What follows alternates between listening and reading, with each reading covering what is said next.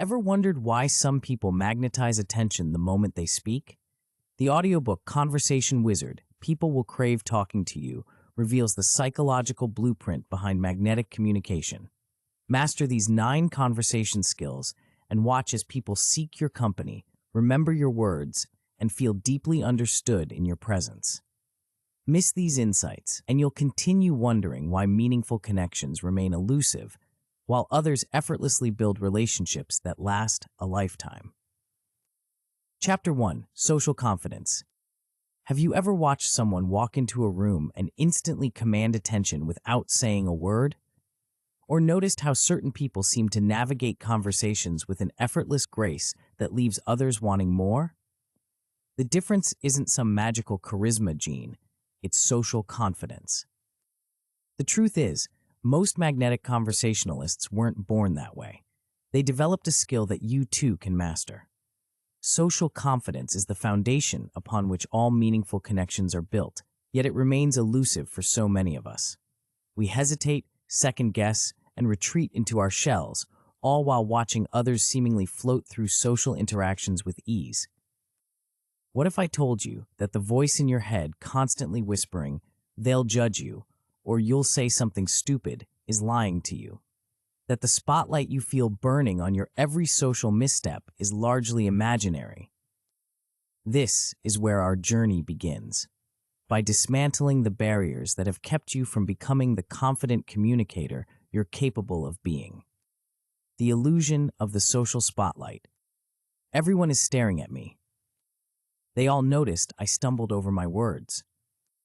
My awkward laugh is making everyone uncomfortable. Sound familiar? These thoughts stem from what psychologists call the spotlight effect, our tendency to dramatically overestimate how much attention others pay to our appearance and behavior. In reality, people are far less focused on your perceived flaws than you imagine. They're typically wrapped up in their own concerns, insecurities, and thoughts. That awkward pause you're still cringing about 3 days later, chances are no one else even remembers it happened. Consider this. When college students were asked to wear an embarrassing t-shirt into a room of peers, they predicted about half the people would notice. In reality, only about 20% did. We consistently overestimate our visibility in social situations, creating unnecessary pressure on ourselves. Understanding this truth is liberating. It means you can take social risks, start conversations with strangers, share ideas in meetings, express your authentic thoughts without the crushing fear of judgment that once held you back. The next time you feel that imaginary spotlight, remind yourself, most people are too concerned with their own performance to critically evaluate mine. Rewiring your social mindset. Our brains are remarkably adaptable. The same mind that created limiting beliefs about your social abilities can be retrained to support and empower you. Start by catching negative self-talk in social settings. When you hear yourself thinking, "I always freeze up in conversations," or "I never know what to say," challenge these absolutes. Replace them with growth-oriented alternatives. "I'm learning to navigate conversations more smoothly," or "I'm discovering new ways to contribute to discussions." This shift isn't mere positive thinking. It's about creating an accurate view of your social reality. You aren't inherently bad at conversations. You're simply developing a skill that improves with practice. Adopt a growth mindset about your social abilities. Just as you wouldn't expect to play a musical instrument perfectly without practice, don't expect flawless social performance without experience. Each interaction is an opportunity to refine your approach, not a test of your inherent worth. Set small, achievable social goals that gradually expand your comfort zone. Perhaps it's making eye contact with 3 strangers today, asking a colleague about their weekend, or expressing an opinion in a group setting. Celebrate these victories, no matter how small they seem. Each success builds the neural pathways of confidence. Remember, confidence isn't the absence of nervousness. It's the willingness to act despite it. Even the most socially adept individuals feel anxious sometimes. The difference is they've learned to acknowledge those feelings without being controlled by them. The body-mind connection. Your body and mind exist in a continuous feedback loop. How you hold yourself physically directly influences how confident you feel mentally, and vice versa. Try this experiment. Stand up straight, pull your shoulders back, lift your chin, and take a deep breath. Hold this posture for just 2 minutes. Notice how differently you feel compared to when you're hunched over, eyes down, shoulders curved inward. This isn't coincidental. Research shows that adopting power poses actually changes your hormonal balance, increasing confidence-boosting testosterone and reducing stress-inducing cortisol. Before entering social situations, take a moment in private to stand tall and expansive. Your body will signal to your brain that you're capable and in control. Eye contact is another powerful tool. Practice maintaining comfortable eye contact, about 60–70% of the time while speaking, without staring intensely. This communicates confidence and interest while establishing connection. Your voice carries your confidence as well. Speak from your diaphragm rather than your throat, which creates a fuller, more resonant sound. Avoid rushing your words or ending statements with an upward inflection that makes them sound like questions. Pause deliberately between thoughts. It signals composure and gives weight to your words. Before important social events, try power priming, visualizing yourself navigating the interaction with ease and authenticity. See yourself speaking clearly, listening attentively, and connecting genuinely. This mental rehearsal creates a template for your nervous system to follow. Gradual exposure, the path to natural confidence. One of the most effective ways to build social confidence is through systematic exposure to increasingly challenging social situations. This approach, grounded in psychological research, works by gradually desensitizing you to social anxiety while building your competence. Start with low-stakes interactions. Perhaps ordering coffee while making brief conversation with the barista, or complimenting a coworker on their presentation. As these become comfortable, progress to moderately challenging scenarios, joining a conversation at a party, expressing a potentially controversial opinion, or reaching out to a new professional contact. The key is consistency and incremental progress. Each positive interaction creates evidence that counters your fears and builds your confidence. Over time, your brain begins to associate social situations with opportunity rather than threat. After each interaction, take a moment to reflect, not to criticize, but to learn. What went well? What would you do differently next time? This reflection transforms even awkward moments into valuable data rather than evidence of failure. Remember that occasional social missteps are not just normal, they're necessary for growth. Even the most charismatic people have awkward moments. They simply don't define themselves by those moments or allow them to derail their confidence. The confidence feedback loop. As your social confidence grows, you'll notice something remarkable. A positive feedback loop begins to form.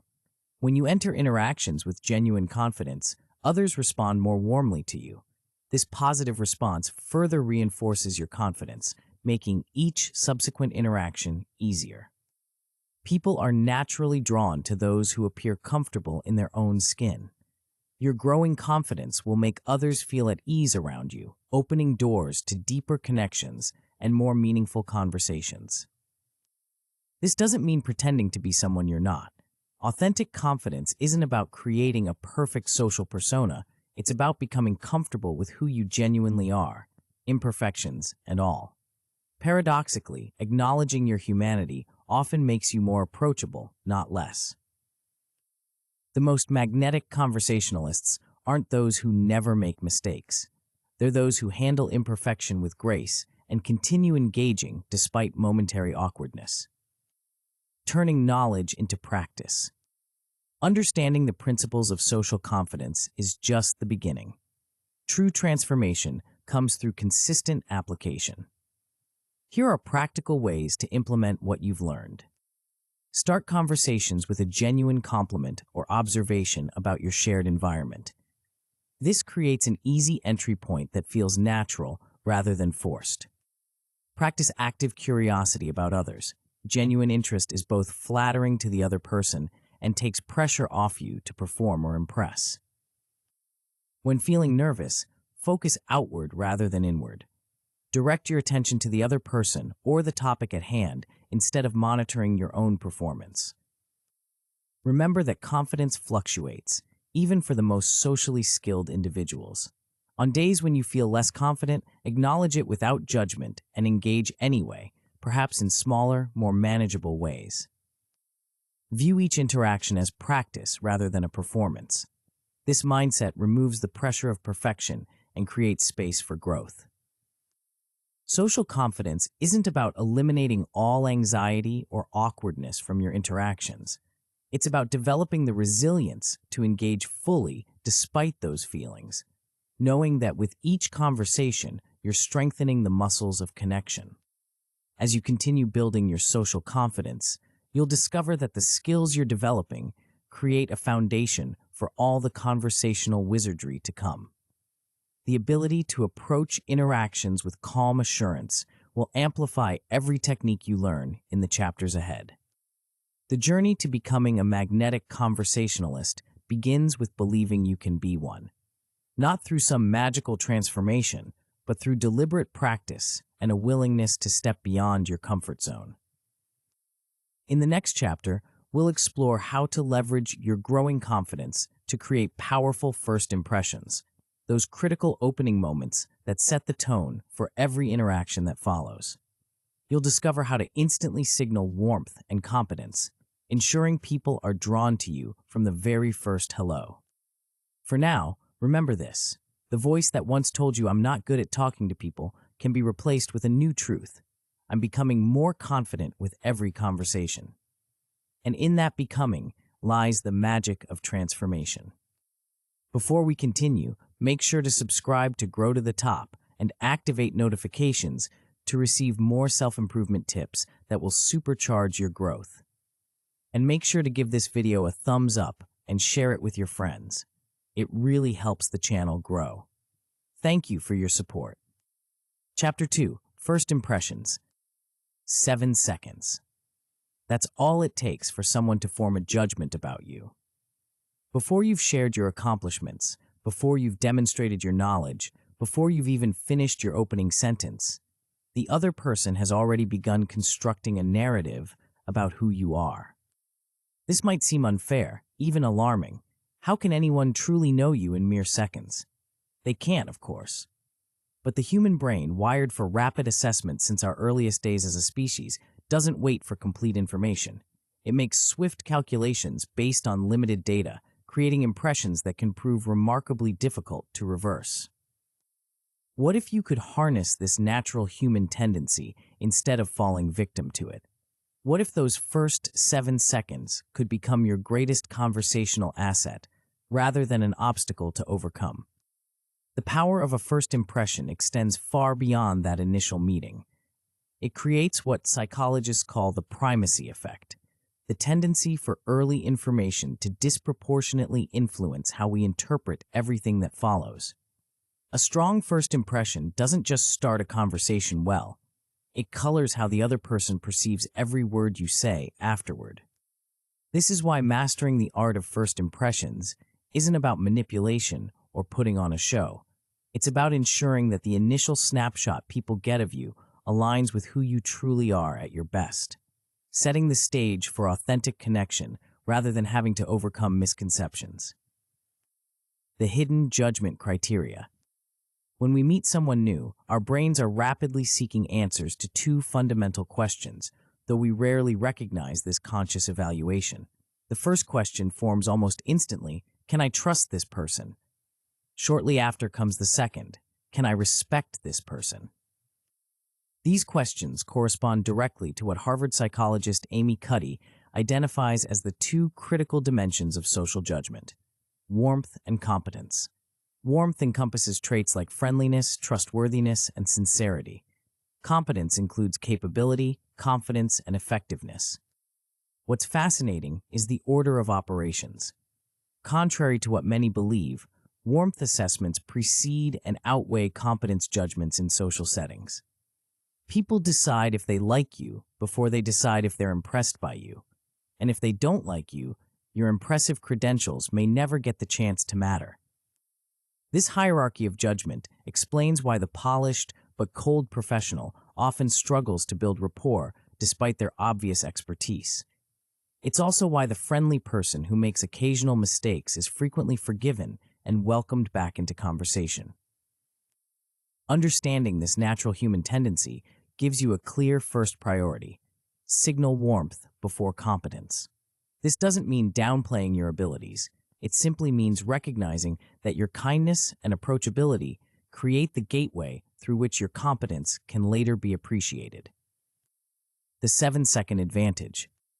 Those critical first seconds aren't just about avoiding negative impressions. They're an opportunity to establish immediate positive connection. I call this the 7-second advantage, and mastering it transforms how people respond to you from the very beginning. The foundation of this advantage is genuine warmth. A sincere smile, one that reaches your eyes, is your most powerful initial tool. Research using facial electromyography shows that authentic smiles trigger mirror neurons in others, creating an unconscious mimicry response. In simpler terms, your genuine smile activates positive feelings in the other person before either of you speaks a word. Your posture speaks volumes as well. Standing or sitting with an open stance, shoulders back, arms uncrossed, body angled toward the other person, signals approachability and interest. Combined with appropriate eye contact, direct but not staring, this nonverbal cluster communicates, "I am present and engaged with you," before your conversation begins. Then comes your greeting, a warm hello, or "it's great to meet you," delivered in a friendly, measured tone, sets a positive foundation. Your handshake should be firm but not overpowering, a brief, dry palm-to-palm connection with gentle pressure that communicates confidence without dominance. Notice how none of these elements requires special talent or extraordinary social skills. They're simple adjustments that anyone can implement, yet they dramatically influence how others perceive you in those crucial opening moments. Your appearance matters too, though perhaps not in the way you might think. The goal isn't perfection or adhering to rigid standards. Rather, your attire and grooming should demonstrate respect for the context and the other person.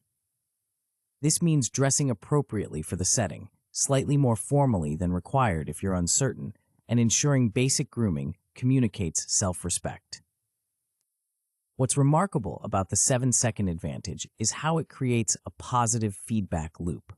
When you enter an interaction projecting warmth and appropriate confidence, the other person typically responds in kind. Their positive reaction then reinforces your confidence, making the entire conversation flow more naturally from the start. The art of conversation starters. Once you've made that crucial first nonverbal impression, your opening words become the bridge to meaningful exchange. Many people freeze at this juncture, overthinking what to say until the moment for natural connection has passed. The secret to effective conversation starters isn't cleverness or originality, it's relevance and authenticity.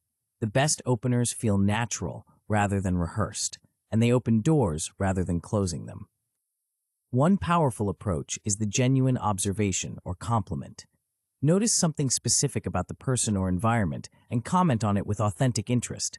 "That's an interesting design on your watch." Or, "This venue has such unique architecture."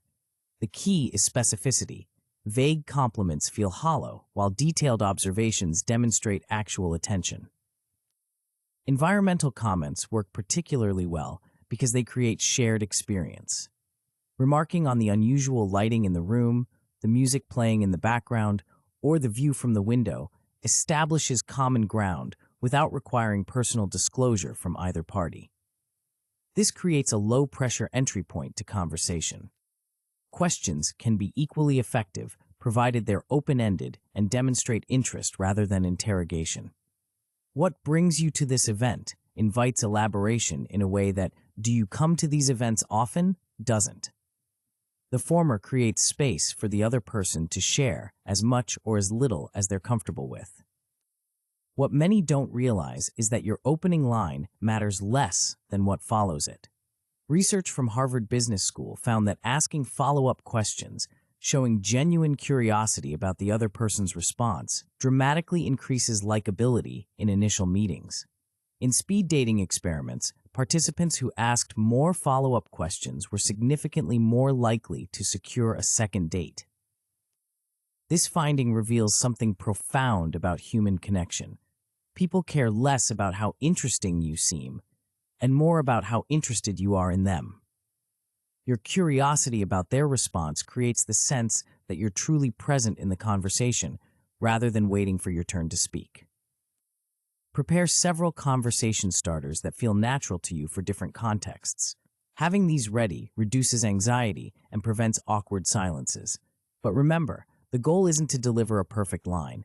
It's to open a door to mutual discovery. Finding common ground quickly. Once conversation has begun, establishing points of connection accelerates rapport. This doesn't mean pretending to share interests you don't have. Insincerity is easily detected and undermines trust. Instead, it means being attentive to genuine areas of overlap, however small they might initially seem. Listen carefully for mentions of locations, experiences, or interests that resonate with you. When you hear one, acknowledge it briefly. I noticed you mentioned hiking in Colorado. I was there last summer. This creates a branching point where the conversation can either continue on its original track or explore this shared experience. What if you don't immediately find common ground? Create it through shared present experience. You're both at the same event, in the same weather, perhaps dealing with the same traffic on the way in. These immediate shared circumstances can serve as bridges until deeper connections emerge. Another approach is to notice what energizes the other person. When their voice becomes more animated or their gestures more expressive, they're revealing something they care about. Even if it's not your area of expertise, expressing genuine curiosity about their enthusiasm creates connection. The key word here is genuine. People have remarkable radar for detecting feigned interest. True curiosity, even about topics new to you, is far more connecting than pretended expertise in areas you think will impress them. Reading and adapting to their signals.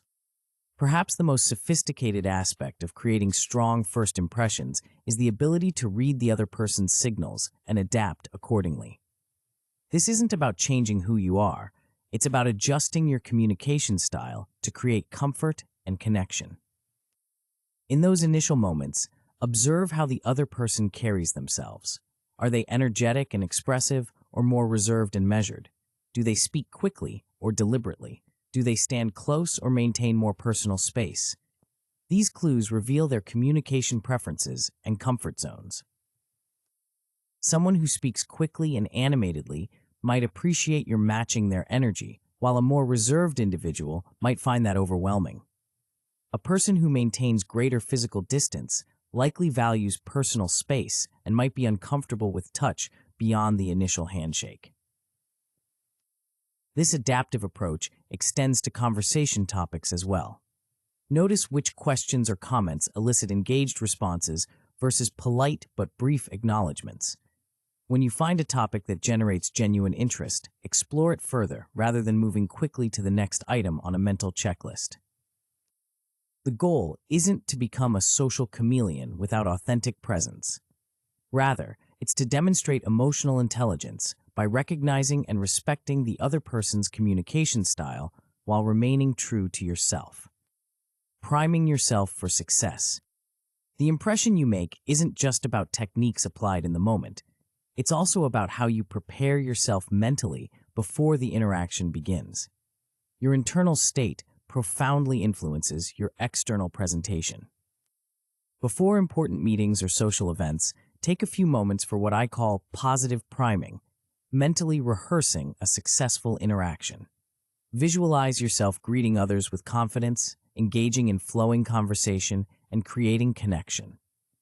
This mental rehearsal creates neural pathways that your brain can follow when the actual interaction occurs. Manage pre-meeting anxiety with deliberate breathing. Taking several slow, deep breaths activates your parasympathetic nervous system, reducing stress hormones and helping you appear more relaxed and present. A simple technique is to breathe in for a count of 4, hold for a count of 2, and exhale for a count of 6. Combine this with positive self-talk that counters limiting beliefs. Replace thoughts like, "I always get nervous meeting new people," with, "I'm prepared to connect authentically with others." This isn't about denying natural nervousness, but reframing it as excitement and opportunity rather than threat. These internal preparations matter because tension and anxiety leak through in subtle ways: slightly rushed speech, rigid posture, or averted gaze that undermine the impression you want to create. By managing your internal state, you ensure your external presentation aligns with your intentions. Beyond the opening, sustaining the connection. While this chapter focuses on those crucial first moments, it's worth noting how a strong opening sets the stage for everything that follows. The warmth and interest you establish initially creates a foundation of goodwill that sustains the conversation through any momentary awkwardness or lulls. Having started with warmth, you can gradually demonstrate competence through your contributions to the discussion. Share relevant insights or experiences when appropriate, but continue prioritizing curiosity about the other person over showcasing your own knowledge. Remember that first impressions aren't just about the beginning of relationships. They happen whenever you're presenting a new facet of yourself. The executive meeting her team for the first time, the teacher greeting a new class, the friend introducing a partner to their social circle. All these scenarios involve first impressions of different aspects of who you are. By mastering the principles in this chapter, you ensure that each new context begins with the same advantage: people predisposed to see you positively and engage with you openly. The lasting impact of initial moments. The science of first impressions reveals something both challenging and empowering. Those initial moments carry disproportionate weight in how relationships develop. This might seem unfair. Shouldn't people reserve judgment until they know us better? But it's a reality of human psychology we can either resist or leverage. By understanding the primacy of warmth over competence, the power of genuine curiosity, and the importance of adapting to others' signals, you transform those critical first seconds from a potential obstacle into a consistent advantage. The most powerful first impressions don't come from elaborate techniques or carefully crafted personas. They emerge from authentic presence, genuine interest in others, and the confidence to be yourself at your best.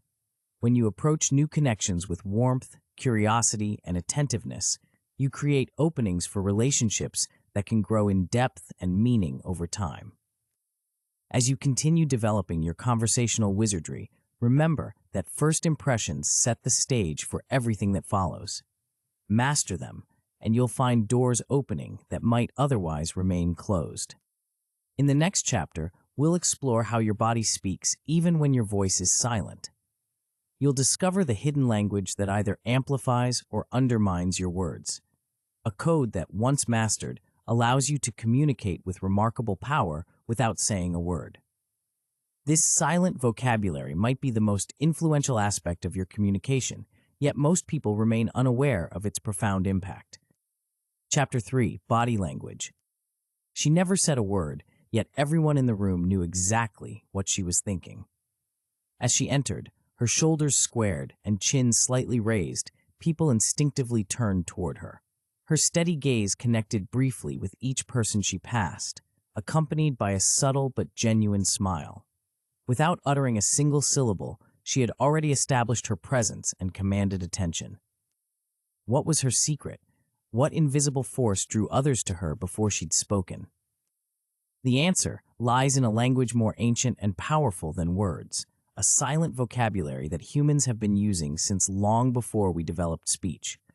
This primal communication system operates beneath our conscious awareness, yet it profoundly shapes how others perceive, trust, and connect with us. You're using this language right now, whether you realize it or not.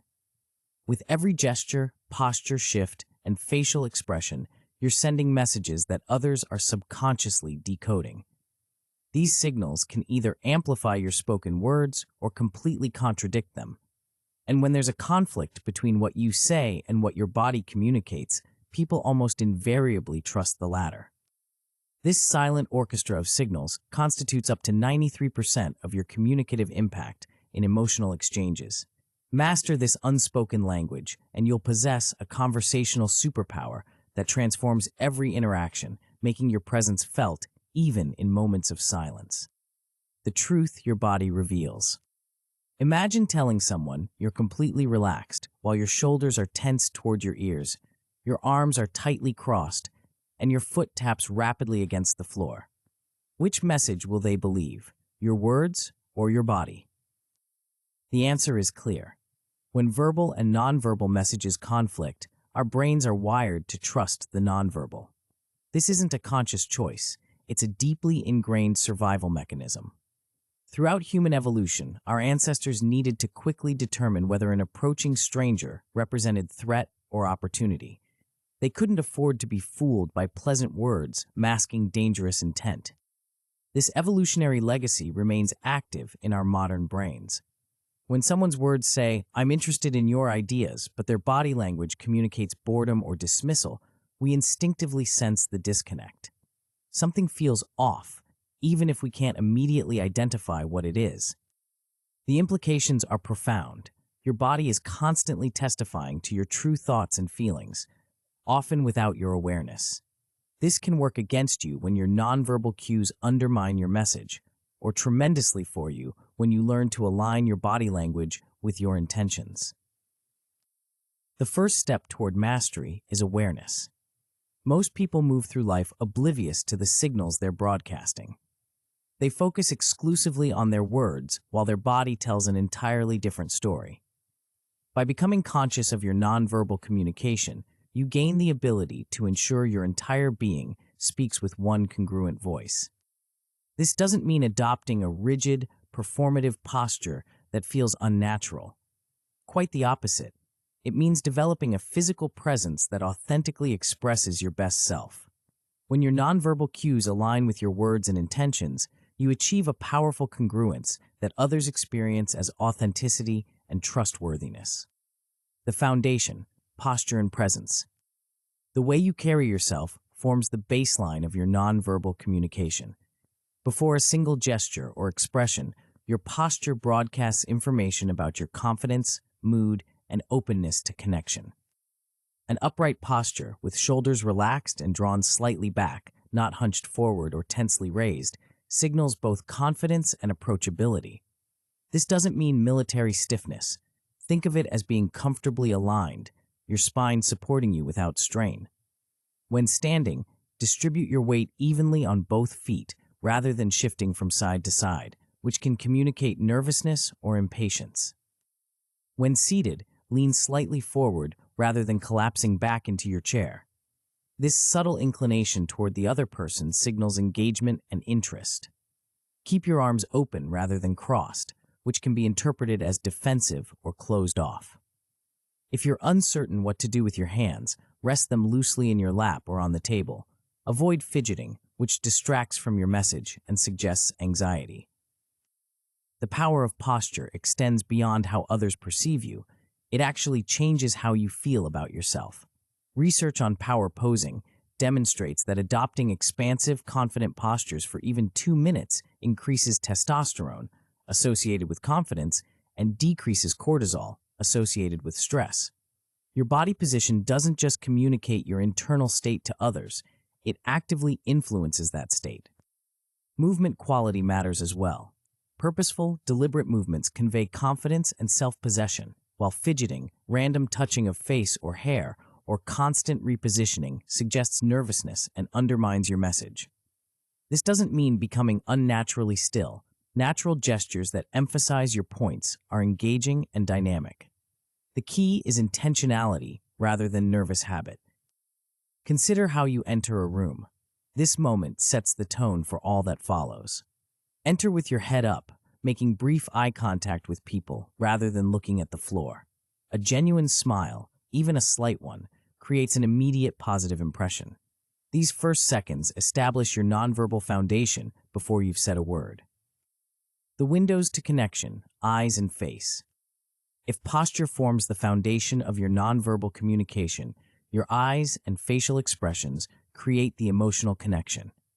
These are the most expressive elements of your body language, capable of conveying subtle nuances of feeling that words alone cannot capture.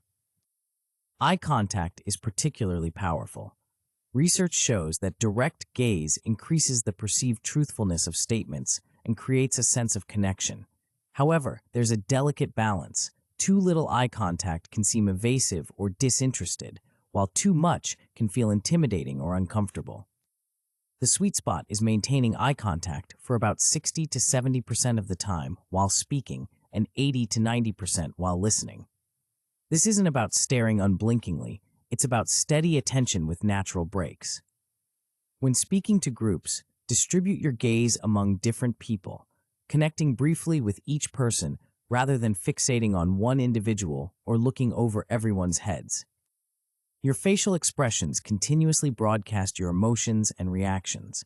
Many people underestimate how much their face reveals, maintaining a neutral expression while their eyes or mouth subtly signal boredom, skepticism, or disagreement. Developing awareness of your facial expressions allows you to ensure they support rather than contradict your message. Responsive facial expressions show engagement in conversation. Nodding occasionally while listening signals understanding and encouragement. Smiling at appropriate moments, not fixed in a permanent grin, but responding naturally to positive or humorous content, creates warmth and connection. Similarly, showing appropriate concern when the topic turns serious demonstrates empathy and attention. The key is congruence. Your expression should match both your words and the emotional tone of the conversation.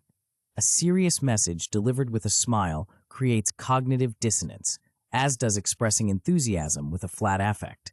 When your facial expression aligns with your message, the combined impact is significantly more powerful than either component alone. The subtle power of mirroring. Have you ever noticed how people in deep rapport naturally adopt similar postures and gestures? This unconscious synchronization, known as the chameleon effect, is a powerful indicator of connection and can be consciously employed to build rapport. When we subtly mirror another person's body language, adopting a similar posture, energy level, or speaking pace, we create a nonverbal signal that says we're in sync. This mirroring happens naturally when we feel connected to someone, but can also be intentionally cultivated to strengthen rapport. The key word is subtle. Obvious mimicry feels mocking rather than connecting. Effective mirroring involves a slight delay and a partial reflection of the other person's posture or gestures. If they lean forward slightly, you might do the same after a few moments. If they speak more slowly and thoughtfully, you might adjust your pace to more closely match theirs. This technique works because humans are fundamentally tribal creatures who seek signs of belonging and similarity. When our body language subtly matches someone else's, it creates a nonverbal sense of we're alike, which fosters trust and connection. Research confirms the effectiveness of this approach. In controlled studies, participants who were subtly mirrored by conversation partners rated the interaction as smoother and more pleasant and felt more positively toward the person mirroring them, all without consciously noticing the mirroring behavior. Alongside mirroring, spatial awareness plays a crucial role in nonverbal communication. Every culture has unwritten rules about appropriate personal distance, and violating these boundaries creates immediate discomfort. In most Western contexts, social conversations typically occur at about 3 to 4 feet of distance, while closer proximity is reserved for intimate relationships. Being attuned to others' spatial preferences allows you to respect their comfort zone. Some people naturally prefer more personal space than others. If someone leans away slightly during conversation, they may be signaling a need for more distance. Conversely, leaning in slightly, without invading their space, can non-verbally communicate interest and engagement with what they're saying. Reading the silent signals. Becoming fluent in body language isn't just about managing your own nonverbal communication. It's equally about reading and responding to others' signals. This awareness transforms you from someone who merely speaks into someone who truly converses, adjusting dynamically to the unspoken feedback you're receiving. Watch for clusters of nonverbal cues rather than interpreting single signals. One crossed arm might simply mean the person is cold, but crossed arms combined with a turned-away posture, minimal eye contact, and tight facial muscles more reliably indicates discomfort or disagreement. Signs of engagement include forward-leaning posture, maintained eye contact, nodding, and responsive facial expressions. When someone is genuinely interested, their body naturally orients toward you and their face becomes more animated. Conversely, disengagement often manifests as increased distance, reduced eye contact, closed posture, and minimal facial responsiveness. The person might check the time, look around the room, or position their body toward an exit, all signals that their attention is elsewhere. Tension or disagreement often appears in subtle ways before becoming verbally expressed. Watch for tightening around the mouth, a fixed smile that doesn't reach the eyes, crossed arms or legs, or hands that clench slightly. Recognizing these early warning signs allows you to address concerns before they escalate or to adjust your approach. When you notice shifts in someone's body language, adapt accordingly. If signs of discomfort emerge, you might give them more space, slow your pace, or check in with a question about their thoughts. If you see engagement and interest, you might deepen the conversation by asking more meaningful questions. This responsive awareness creates a conversational dance where both parties feel seen and respected. Rather than plowing ahead with your agenda regardless of reception, you're continuously adjusting based on the feedback, spoken and unspoken, that you receive. The voice beyond words. While we typically categorize voice as separate from body language, your vocal delivery, tone, pace, volume, and inflection is actually a form of nonverbal communication produced by your physical instrument. How you say something often matters more than what you say. A confident voice has several distinguishable characteristics. It's well modulated, neither too loud nor too soft, clear in articulation, and varies appropriately in pace and tone. Speaking from your diaphragm rather than your throat creates a fuller, more resonant sound that naturally commands attention without requiring volume. Pacing significantly impacts how others receive your message.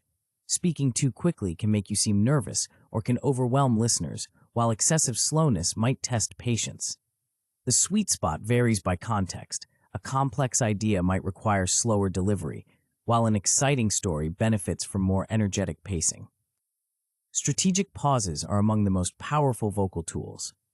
A well-placed pause before an important point creates anticipation. A pause after allows the idea to land with impact. Many speakers rush through their most significant points, reducing their effect. Instead, give weight to important ideas by surrounding them with brief silence. Vocal variety keeps listeners engaged. A monotone delivery, regardless of content, signals boredom and creates boredom in turn. Varying your pitch, pace, and volume creates audio texture that maintains interest. Think of your voice as an instrument capable of expression beyond the mere delivery of words. Watch out for speech patterns that undermine your authority, particularly uptalk, ending statements with a rising intonation that makes them sound like questions. This habit can make even expert knowledge sound tentative and uncertain. Similarly, excessive filler words, like, you know, distract from your message and suggest a lack of confidence. Your voice and body language should work in harmony. A confident statement delivered while looking at the floor with hunched shoulders creates a confusing, mixed message. When your words, voice, and body align, you achieve a powerful congruence that others experience as authentic and compelling. Bringing it all together, congruent communication. The most powerful communicators achieve what psychologists call congruence, a seamless alignment between their words, voice, and body language. This integration creates an impression of authenticity and trustworthiness that is immediately apparent, even if the observer can't articulate exactly what they're responding to. Congruence doesn't happen automatically. It requires self-awareness and practice. Most of us have developed habitual patterns of body language that may not serve our communicative intentions. Perhaps we cross our arms when concentrating, which others might read as defensiveness, look away when thinking, which might be interpreted as disinterest, or speak with tension in our voice when passionate, which could be perceived as anger.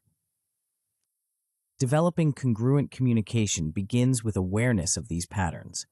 Pay attention to feedback, both direct comments and the subtle responses you receive in conversation. Record yourself speaking if possible, observing the alignment or misalignment between your words and nonverbal signals. Then practice intentional alignment. Before important conversations, take a moment to center yourself. Consider your communicative intention. What message do you want to convey, and what feeling do you want to create? Then align your body language with that intention. If you want to convey openness and interest, ensure your posture is open, your face responsive, and your eye contact engaged. This doesn't mean adopting a performative or inauthentic presentation. Rather, it means bringing your nonverbal communication into harmony with your authentic intentions, removing the static that might otherwise interfere with your message.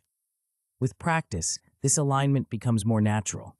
You'll find yourself automatically adjusting your nonverbal signals to support your message, creating a powerful congruence that others experience as charisma and presence. Remember that body language isn't about manipulating others. It's about ensuring your full self communicates as one integrated whole. When your nonverbal cues contradict your words, you create confusion. When they align, you achieve clarity and impact that words alone could never accomplish. The most powerful aspect of mastering body language is that it works in both directions.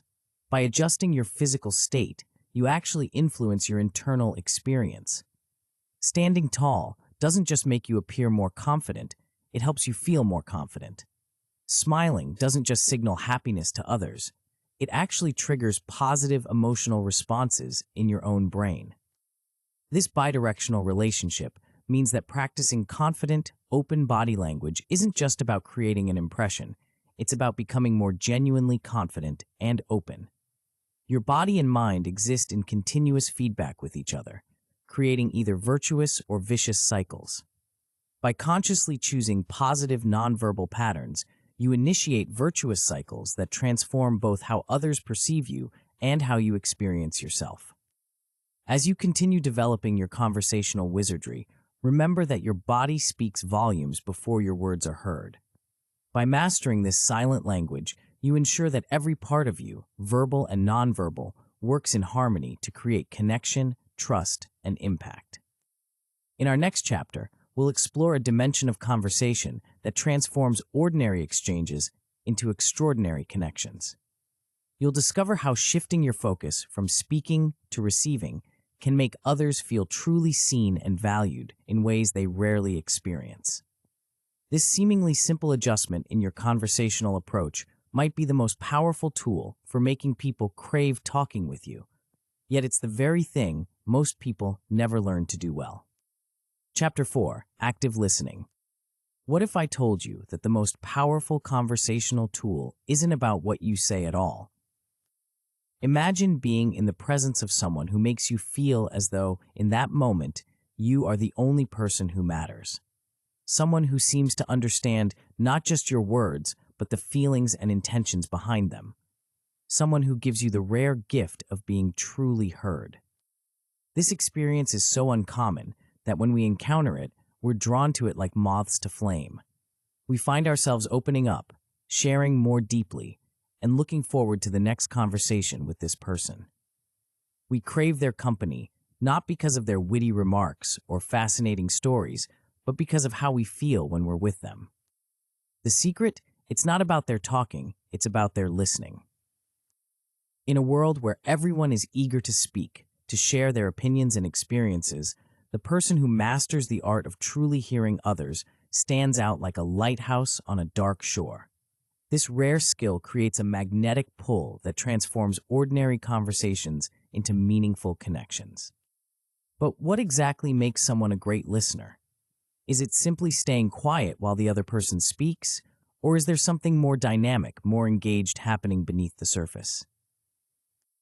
The truth is that powerful listening isn't passive at all. It's one of the most active things you can do in conversation. It requires presence, focus, and genuine curiosity.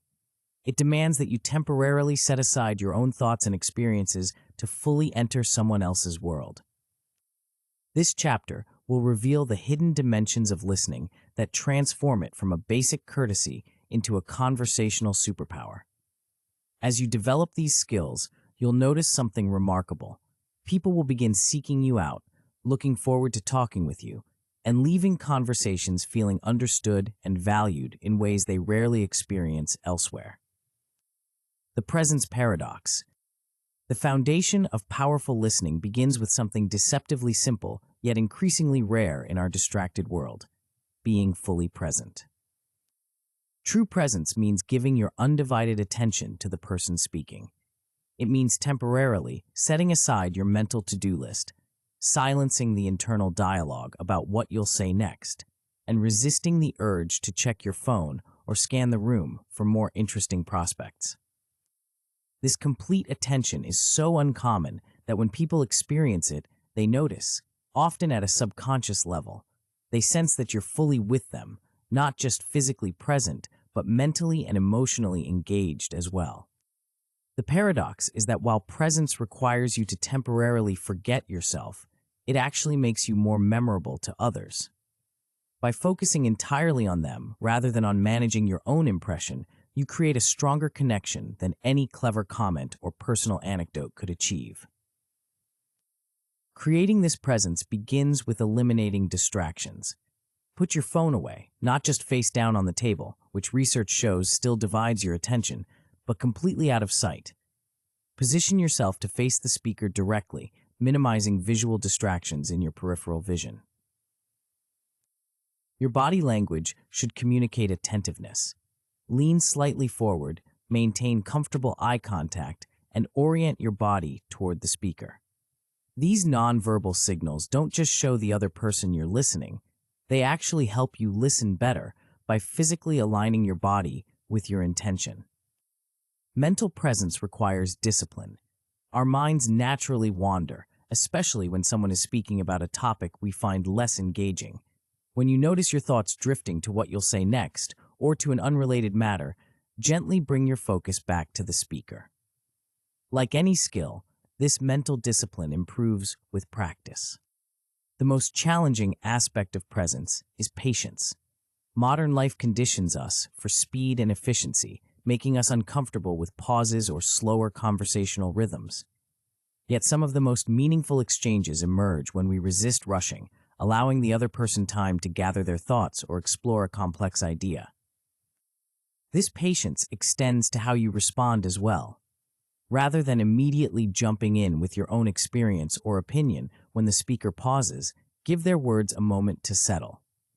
This brief space signals that you're thoughtfully considering what they've shared rather than simply waiting for your turn to talk.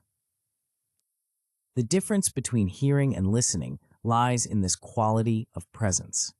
Hearing is passive reception of sound. Listening is active engagement with meaning. When you give someone your complete attention, you're not just hearing their words, you're entering their world, seeing through their eyes, and understanding from their perspective. The encouragement effect. Once you've established presence, the next dimension of active listening involves encouraging the speaker to continue sharing. This isn't about prompting them to talk indefinitely, but about creating a conversational environment where they feel safe and supported in expressing their thoughts fully. Verbal encouragers are small responses that signal your engagement without taking over the conversation. Simple phrases like, "I see," "go on," or "that's interesting," acknowledge that you're following along and invite the speaker to continue. These brief affirmations act as conversational lubricant, keeping the exchange flowing smoothly. Your emotional responses matter as well. Mirroring appropriate emotions, showing concern when they share something troubling, smiling when they relate something positive, nodding in understanding when they express a challenge, demonstrates that you're not just processing their words, but connecting with the feelings behind them. This emotional attunement creates a powerful feedback loop. When the speaker sees that you're responding to the emotional content of their message, they feel understood at a deeper level. This understanding encourages them to share more openly, which in turn gives you more opportunity to demonstrate comprehension, creating a virtuous cycle of deepening connection. Equally important is what you don't do. Avoid responses that shut down sharing, checking the time, interrupting with your own story, offering premature advice, or showing signs of judgment or dismissal. Even subtle cues like raised eyebrows or a skeptical expression can cause the speaker to withdraw or edit their thoughts. Instead, maintain an open, accepting demeanor even when you might disagree with what's being said. This doesn't mean you must agree with everything. It simply means you're creating space for their perspective to be fully expressed before offering your own. The encouragement effect works because it satisfies a fundamental human need to be heard and understood. When you encourage someone to share more deeply, you're essentially saying, "Your thoughts matter to me. I want to understand your perspective." This validation is powerfully affirming in a world where genuine attention is increasingly scarce. The mirror of understanding. Perhaps the most distinctive element of active listening is the use of reflective techniques, verbal mirrors that show the speaker you've not only heard their words, but grasped their meaning. Reflection involves periodically paraphrasing or summarizing what the speaker has shared. This isn't simply repeating their words verbatim, which can seem mechanical or patronizing. Instead, it's distilling the essence of their message in your own words. So what I'm hearing is that you felt overlooked during the project planning, even though you had valuable input to offer. This reflection serves multiple purposes. First, it confirms your understanding, allowing the speaker to clarify if you've misinterpreted something. Second, it demonstrates that you're fully engaged with their message, processing it rather than simply waiting for your turn to speak. Third, and perhaps most powerfully, it validates their experience by showing that it's worthy of careful attention and comprehension. The psychological impact of being accurately understood is profound. When someone reflects our thoughts or feelings back to us, it creates a sense of being seen and valued. This experience activates reward centers in the brain, similar to those triggered by physical pleasures, literally making the speaker feel good about the interaction. Reflection becomes even more powerful when combined with clarifying questions that invite deeper exploration. These aren't leading questions that push the conversation in your preferred direction, but open inquiries that help the speaker elaborate on important points. How did you feel when that happened? Or, what was most challenging about that situation for you? These questions serve as conversational doorways, opening new rooms for exploration. They signal not just that you've understood what's been said so far, but that you're interested in understanding more deeply. This demonstrated curiosity is flattering. It suggests that the speaker's thoughts are worth exploring in detail. Another form of reflection is validating the speaker's feelings or experiences. Statements like, "That sounds really challenging," or "I can understand why you'd feel that way," acknowledge the emotional reality of their experience without necessarily agreeing with their conclusions. This validation creates psychological safety, making the speaker more likely to share honestly rather than editing their thoughts to seem more rational or acceptable. The cumulative effect of these reflective techniques is powerful. The speaker feels not just heard, but understood. This understanding creates a level of connection that transcends ordinary conversation, making your interactions memorable and meaningful. The art of conversational balance. Active listening doesn't mean never speaking yourself.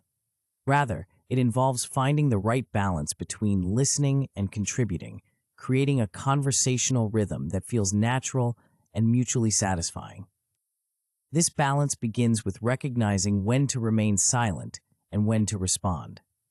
Some moments call for quiet attention, when the speaker is working through a complex thought, expressing something emotionally significant, or sharing an important narrative.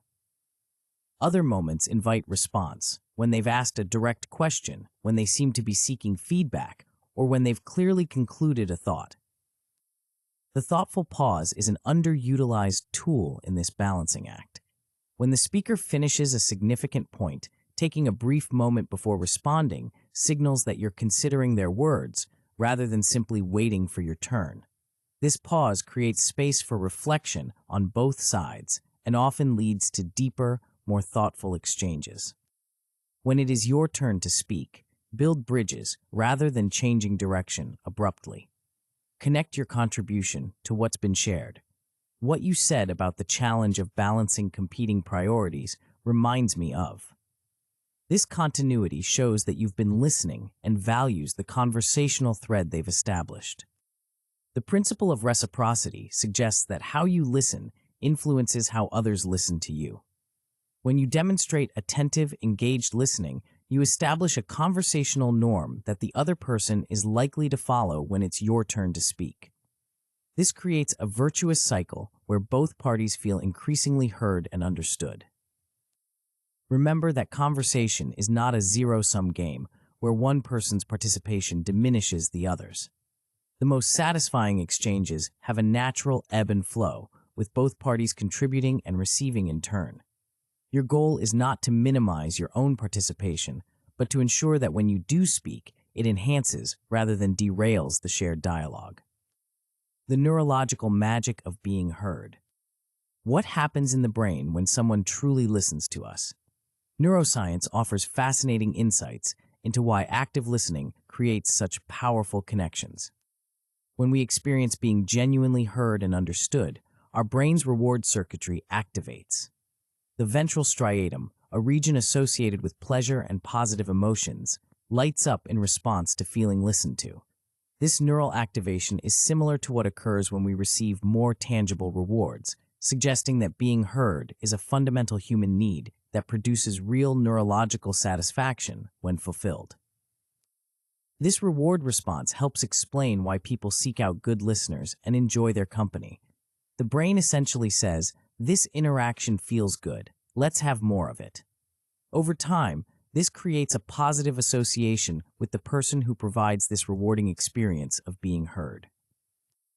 Active listening also reduces activity in the amygdala, the brain's threat detection center. When we feel understood rather than judged, our defensive posture relaxes, allowing for more open and authentic communication.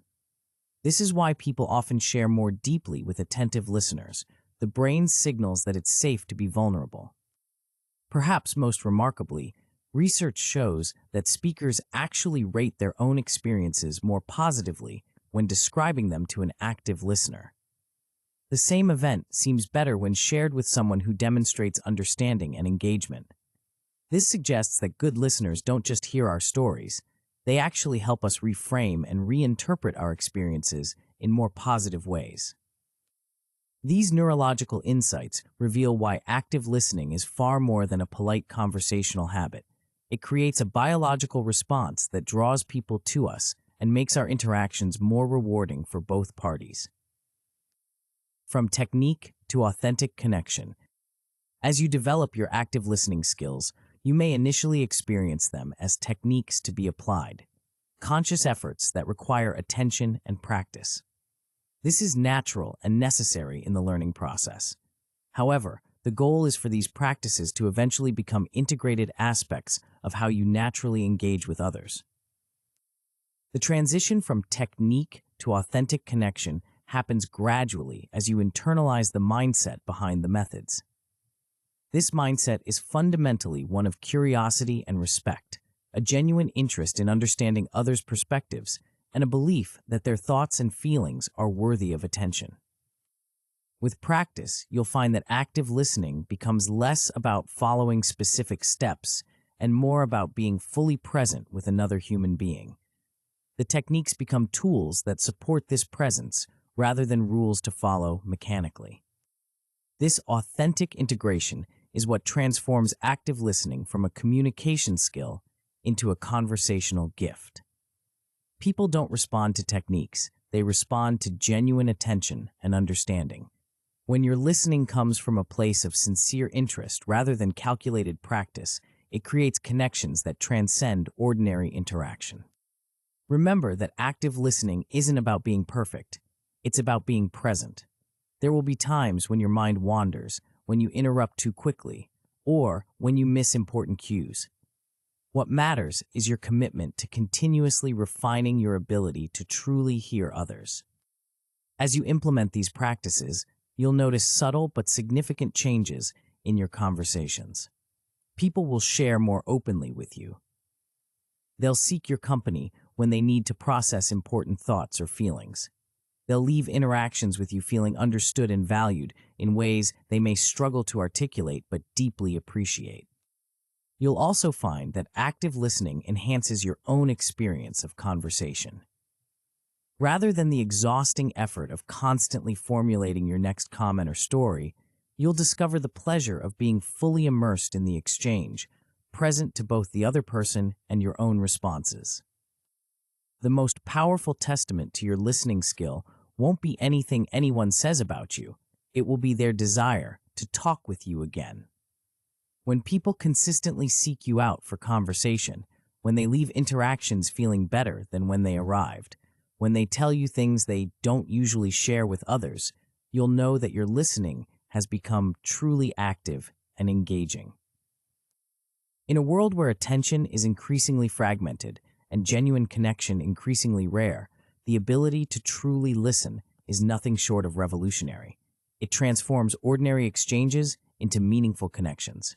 It creates space for understanding across differences, and it satisfies a fundamental human need to be heard and valued. As you continue developing your conversational wizardry, remember that listening is not the absence of speaking, but the presence of understanding. It's not what you don't do, but what you actively create, a space where others feel safe to express themselves fully and where genuine connection can flourish. In our next chapter, we'll explore a quality so powerful it can bridge even the widest divides between people. This invisible force doesn't just help you understand others, it actually allows you to feel what they feel, creating connections so profound they can transform even the most casual conversation into a moment of genuine human recognition. This capacity lies dormant in all of us, waiting to be awakened and refined into one of your most powerful conversational gifts. Chapter 5: Empathy. Have you ever had a conversation that left you feeling truly understood, not just heard, but deeply recognized at an emotional level? A moment when someone seemed to grasp not only your words, but the feelings behind them, making you feel less alone in your experience? These rare conversational moments create connections that can last a lifetime. They transform casual acquaintances into trusted confidants and turn routine exchanges into meaningful interactions that we remember long after they've ended. What creates this profound sense of being understood? What invisible force bridges the gap between separate human experiences, allowing one person to genuinely comprehend what another is feeling? This mysterious ability, perhaps the most powerful element of human connection, exists in each of us, though it remains underdeveloped in many. It's a capacity that transcends technique, reaching into the realm of genuine human understanding. When cultivated, it transforms not just how others perceive you, but how you experience the world and the people in it. The most magnetic conversationalists possess this quality in abundance. They seem to intuitively grasp what others are feeling, responding in ways that make people feel seen and valued at a core level. This isn't a performance or a trick. It's an authentic way of relating that draws others to them like moths to flame. What exactly is this powerful force, and how can you develop it in your own conversations? The answer lies not in what you say, but in how deeply you're willing to understand. The hidden bridge between minds. Humans are separate beings with individual experiences, yet we possess a remarkable ability to sense and share in each other's emotional states. This capacity to feel with another person creates a bridge between otherwise isolated minds. This bridge isn't built of words alone. It's constructed from a complex interplay of observation, imagination, and emotional resonance. It allows us to temporarily step outside our own perspective and glimpse the world through someone else's eyes. What's fascinating is that this ability has biological roots. Our brains contain specialized cells called mirror neurons that activate both when we perform an action and when we observe someone else performing that same action. This mirroring system extends to emotions as well. When we see someone experiencing joy, disgust, or pain, our brains activate many of the same regions that would fire if we were experiencing those emotions ourselves. This neural mirroring creates the foundation for a deeper understanding. It's why you might wince when seeing someone get hurt, feel a flutter of anxiety when a friend describes their nervousness, or find yourself smiling when witnessing someone else's joy. Your brain is literally simulating their experience, giving you a window into their emotional state. But this automatic mirroring is just the beginning. The true power comes when we consciously develop and refine this natural capacity, turning an instinctive response into a deliberate practice of understanding. The difference between those who connect deeply with others and those who remain on the conversational surface often lies not in what they say, but in how fully they're willing to understand before speaking. They've learned to temporarily set aside their own perspective to fully enter another's emotional reality. This willingness to step into another's world, to see through their eyes, feel with their heart, and understand from their perspective creates connections that transcend ordinary conversation. It's what makes people feel not just heard, but truly known. The art of perspective taking. At the core of this connective ability is perspective taking, the conscious effort to view a situation from another person's vantage point. This goes beyond simply acknowledging that others have different opinions. It involves actively imagining how their unique circumstances, history, values, and current emotional state shape their experience. Effective perspective taking begins with curiosity. Rather than assuming you understand someone's experience, approach with genuine interest in their unique viewpoint. What factors might be influencing how they see this situation? What past experiences might be coloring their current reaction? What values or concerns might be at stake for them? This curiosity leads to more nuanced understanding. Consider someone who seems disproportionately upset about a minor scheduling change. Rather than dismissing their reaction as an overreaction, perspective taking invites you to wonder. Perhaps they've recently experienced multiple disruptions that have left them feeling unstable. Maybe they have an unmentioned commitment that the change affects, or possibly they value predictability because of past experiences where unexpected changes led to negative outcomes. Perspective taking doesn't require you to be a mind reader. It simply means temporarily suspending your own interpretations to make space for theirs. This mental flexibility, the ability to hold your view and theirs simultaneously, is what allows for genuine understanding. The practice becomes more powerful when combined with careful observation. People continuously broadcast their emotional states through nonverbal cues, facial expressions, body language, tone of voice, and even breathing patterns. Learning to read these signals provides crucial information about what someone is feeling, often beyond what their words express. Notice the subtle tightening around someone's eyes when discussing a not important matter. Register the slight pitch change when they mention a totally fine situation. These nonverbal leaks often reveal emotions that words alone might conceal. Perhaps the most challenging aspect of perspective taking is temporarily suspending your own biases and reactions.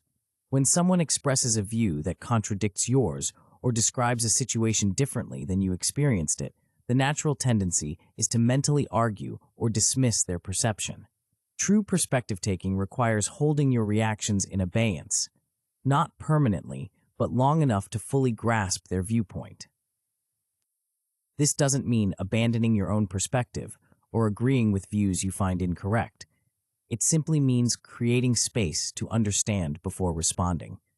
This temporary suspension of judgment allows you to see more clearly what might be true or valid in their experience, even if it differs from yours. The ability to take another's perspective transforms conversations from parallel monologues into genuine exchanges. When someone feels you're making a sincere effort to understand their viewpoint, not just waiting to insert your own, they become more open, more trusting, and more willing to consider your perspective in turn. The validation connection. Understanding another's perspective is powerful, but expressing that understanding creates the true connection. This expression comes through validation, acknowledging the legitimacy of someone's feelings and experience. Validation doesn't mean agreeing with someone's conclusions or actions. It means recognizing that their feelings make sense given their perspective and circumstances. It's saying, in essence, I can see how you would feel that way given your experience. This simple acknowledgement is surprisingly powerful. When someone's feelings are validated, they experience a sense of relief and recognition. Their emotional intensity often decreases, not because you've solved their problem, but because you've eliminated the additional burden of feeling misunderstood or alone in their experience. Validation can be expressed in straightforward ways. Given everything you've been dealing with, it makes complete sense that you'd feel overwhelmed right now. Or, I can understand why that comment felt dismissive to you, especially after you'd put so much work into the project.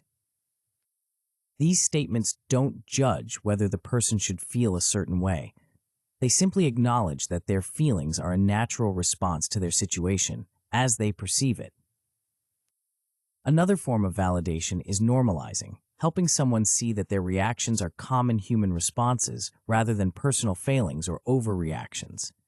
Statements like, many people would feel anxious in that situation, or that's a natural response to such unexpected news, reduce the isolation that often accompanies difficult emotions. What makes validation particularly powerful is that it can be offered even when you disagree with someone's conclusions or choices. You can say, I understand why you felt that decision was unfair, given your perspective on the situation, while still holding a different view yourself. This creates space for disagreement without dismissing the validity of their emotional experience. This distinction between validating feelings and agreeing with conclusions is crucial for authentic communication. It allows you to maintain your own perspective while still creating a connection based on understanding. It says, I see you and your feelings make sense to me, without requiring that you abandon your own viewpoint. When people feel their emotions are validated, they become more receptive to different perspectives and more open to problem solving. The defensive posture that often accompanies feeling misunderstood relaxes, creating space for more productive dialogue. The vulnerable exchange. Empathic connection deepens through appropriate sharing of your own experiences. When someone has expressed vulnerability, sharing difficult feelings or challenging situations, judicious self-disclosure can strengthen the bond between you. The key word is judicious. Sharing your own similar experiences can communicate you're not alone and demonstrate genuine understanding. However, this sharing should be carefully calibrated to support their experience rather than shifting focus to yourself. Effective empathic sharing follows a simple principle: return to their experience. You might briefly mention a time you felt similarly, but then redirect attention to their situation. I felt that kind of disappointment too when I was overlooked for a role I really wanted. How are you handling it? This balanced exchange creates mutual understanding without hijacking their moment. It offers connection without competition, showing that while you can relate, you recognize the uniqueness of their experience. Vulnerability in conversation isn't just about sharing difficult emotions. It also involves being honest about the limits of your understanding. Sometimes the most empathic response is acknowledging that you can't fully grasp someone's experience. I can't imagine exactly how that feels, but I want to understand better. Could you tell me more about what this is like for you? This humble approach invites deeper sharing and demonstrates that your priority is genuine understanding, not performing empathy or appearing knowledgeable. Another dimension of empathic exchange is offering support when appropriate. This might be as simple as asking, "How can I help?" or as specific as offering practical assistance related to what they've shared. The key is ensuring your offer aligns with their needs rather than imposing your solution. Perhaps the most profound form of empathic exchange is compassionate listening, hearing not just the content of what's said, but the emotions underlying it, and responding with kindness. This means setting aside the urge to fix, advise, or redirect, instead creating space for the full expression of their experience. This compassionate presence is often what people need most. Not solutions or even insights, but the sense that another human being is fully with them in their experience, neither judging nor trying to change it, but simply understanding. The cultural and individual landscape. Empathy becomes more nuanced when we recognize that emotional expression varies widely across cultures and individuals. What constitutes a significant emotional display in one culture might be considered minor in another. Similarly, individuals have unique patterns of expressing and processing emotions based on their personal history and temperament. Cultural awareness enhances empathic understanding. In some cultures, emotional restraint is highly valued, meaning that what appears as mild concern might represent significant distress. In others, expressive communication is the norm, and emotional displays that might seem intense to outsiders are considered appropriate and expected.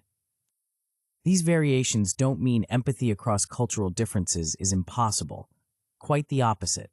They simply highlight the importance of calibrating your interpretations to the cultural context and avoiding assumptions based solely on your own cultural norms.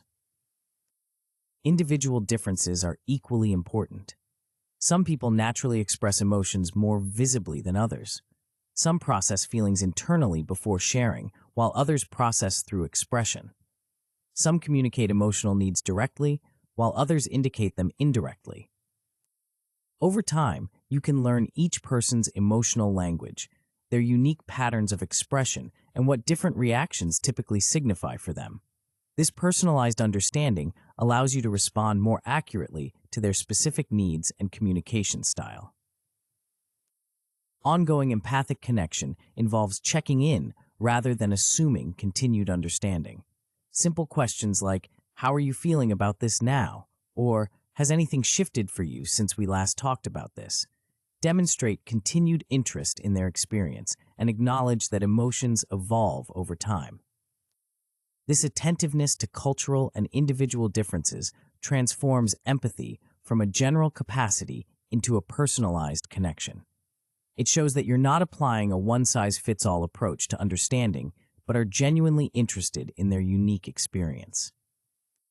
The empathy effect. When you consistently practice empathic understanding, something remarkable happens in your conversations.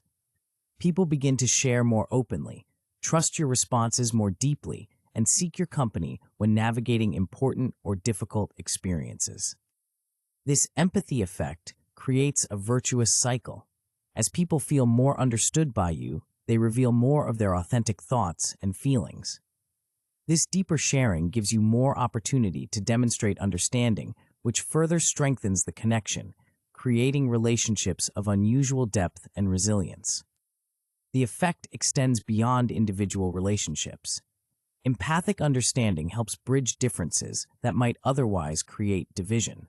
When people feel genuinely understood, they become more willing to consider perspectives different from their own. This doesn't mean they'll necessarily change their views, but they're more likely to engage in good faith dialogue rather than defensive positioning. Perhaps most significantly, developing empathy transforms not just how others experience you, but how you experience the world. As you practice seeing through others' eyes, your own perspective expands. You begin to recognize the complex factors that shape different viewpoints and develop greater appreciation for the rich diversity of human experience. This expanded awareness doesn't mean abandoning your own values or perspectives. Rather, it places them within a broader context of understanding, allowing you to hold your views with both conviction and humility, recognizing that your perspective, while valid, is one among many shaped by particular experiences and circumstances. The development of empathy is a lifelong journey rather than a destination. Each person you meet offers a new opportunity to expand your understanding of the human experience. Each conversation becomes a potential bridge between worlds that might otherwise remain separate. As you continue developing your conversational wizardry, remember that empathy isn't just a skill to deploy, it's a way of being that transforms every interaction. It's the difference between connecting with someone's words and connecting with their humanity. The most magnetic conversationalists aren't those who speak most impressively, but those who understand most deeply. They create spaces where others feel not just heard, but known, where the universal human desire to be understood finds genuine fulfillment. In our next chapter, we'll explore a different dimension of conversational magic, one that transforms ordinary information into experiences that captivate and inspire. This ancient art has been used by influential figures throughout history to move hearts and minds, yet few understand its underlying patterns and power. Master this skill, and you'll find people hanging on your every word, remembering your messages long after others are forgotten. Chapter 6: Storytelling. The room was silent except for his voice. Though he wasn't speaking loudly, every person leaned forward slightly, eyes fixed on him, expressions ranging from smiles to furrowed brows as the narrative unfolded. When he paused briefly before revealing the unexpected twist, you could almost feel the collective anticipation. And when he finished, the impact lingered in the air, a shared experience that had somehow changed the atmosphere of the entire gathering. What was his secret? What invisible force had transformed a simple anecdote into a moment of collective enchantment? Since the dawn of humanity, long before written language or modern technology, there has existed a powerful method of communication that captivates minds, evokes emotions, and forges connections between people. This ancient art has toppled empires, built religions, launched movements, and created bonds between strangers that transcend ordinary interaction. Yet, most people use this powerful tool haphazardly, if at all. They miss countless opportunities to transform ordinary exchanges into memorable moments that others carry with them long after the conversation ends. This overlooked dimension of communication isn't about impressing others with clever wordplay or sophisticated vocabulary. It's about tapping into the most fundamental way humans make sense of the world and connect with each other. It's about creating experiences rather than merely exchanging information. The most magnetic conversationalists understand this distinction. They know that while facts inform, something else entirely persuades, inspires, and creates lasting impressions. They've learned to weave this element into everyday interactions, making their communication not just heard, but felt and remembered. What is this powerful conversational element that separates forgettable exchanges from unforgettable ones? And how can you harness it to transform your own conversations from mundane to meaningful? The brain's preferred language. Your brain is a story processing machine. From earliest childhood, you've been making sense of the world through narrative, organizing random events into meaningful sequences with causes, effects, and emotional significance. This isn't just a preference, it's how your neural architecture operates. Your brain is literally wired to prioritize, process, and remember information presented in narrative form far more efficiently than abstract data or disconnected facts. Consider a simple experiment. Try to remember these statistics. 78% of a studied group experienced increased stress. 23% reported significant health impacts. 54% considered major life changes as a result. Now, imagine instead hearing about Jamie, who started experiencing headaches and insomnia after a major project at work, eventually leading her to reconsider her career path entirely. A week from now, which will you remember more clearly? The research is definitive. You're 22 times more likely to remember information embedded in a narrative than information presented as isolated facts.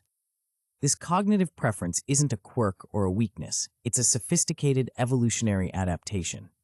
Stories package information in a form that's not only easier to remember, but also easier to understand and relate to. They provide context, causality, and emotional relevance that raw data simply cannot convey.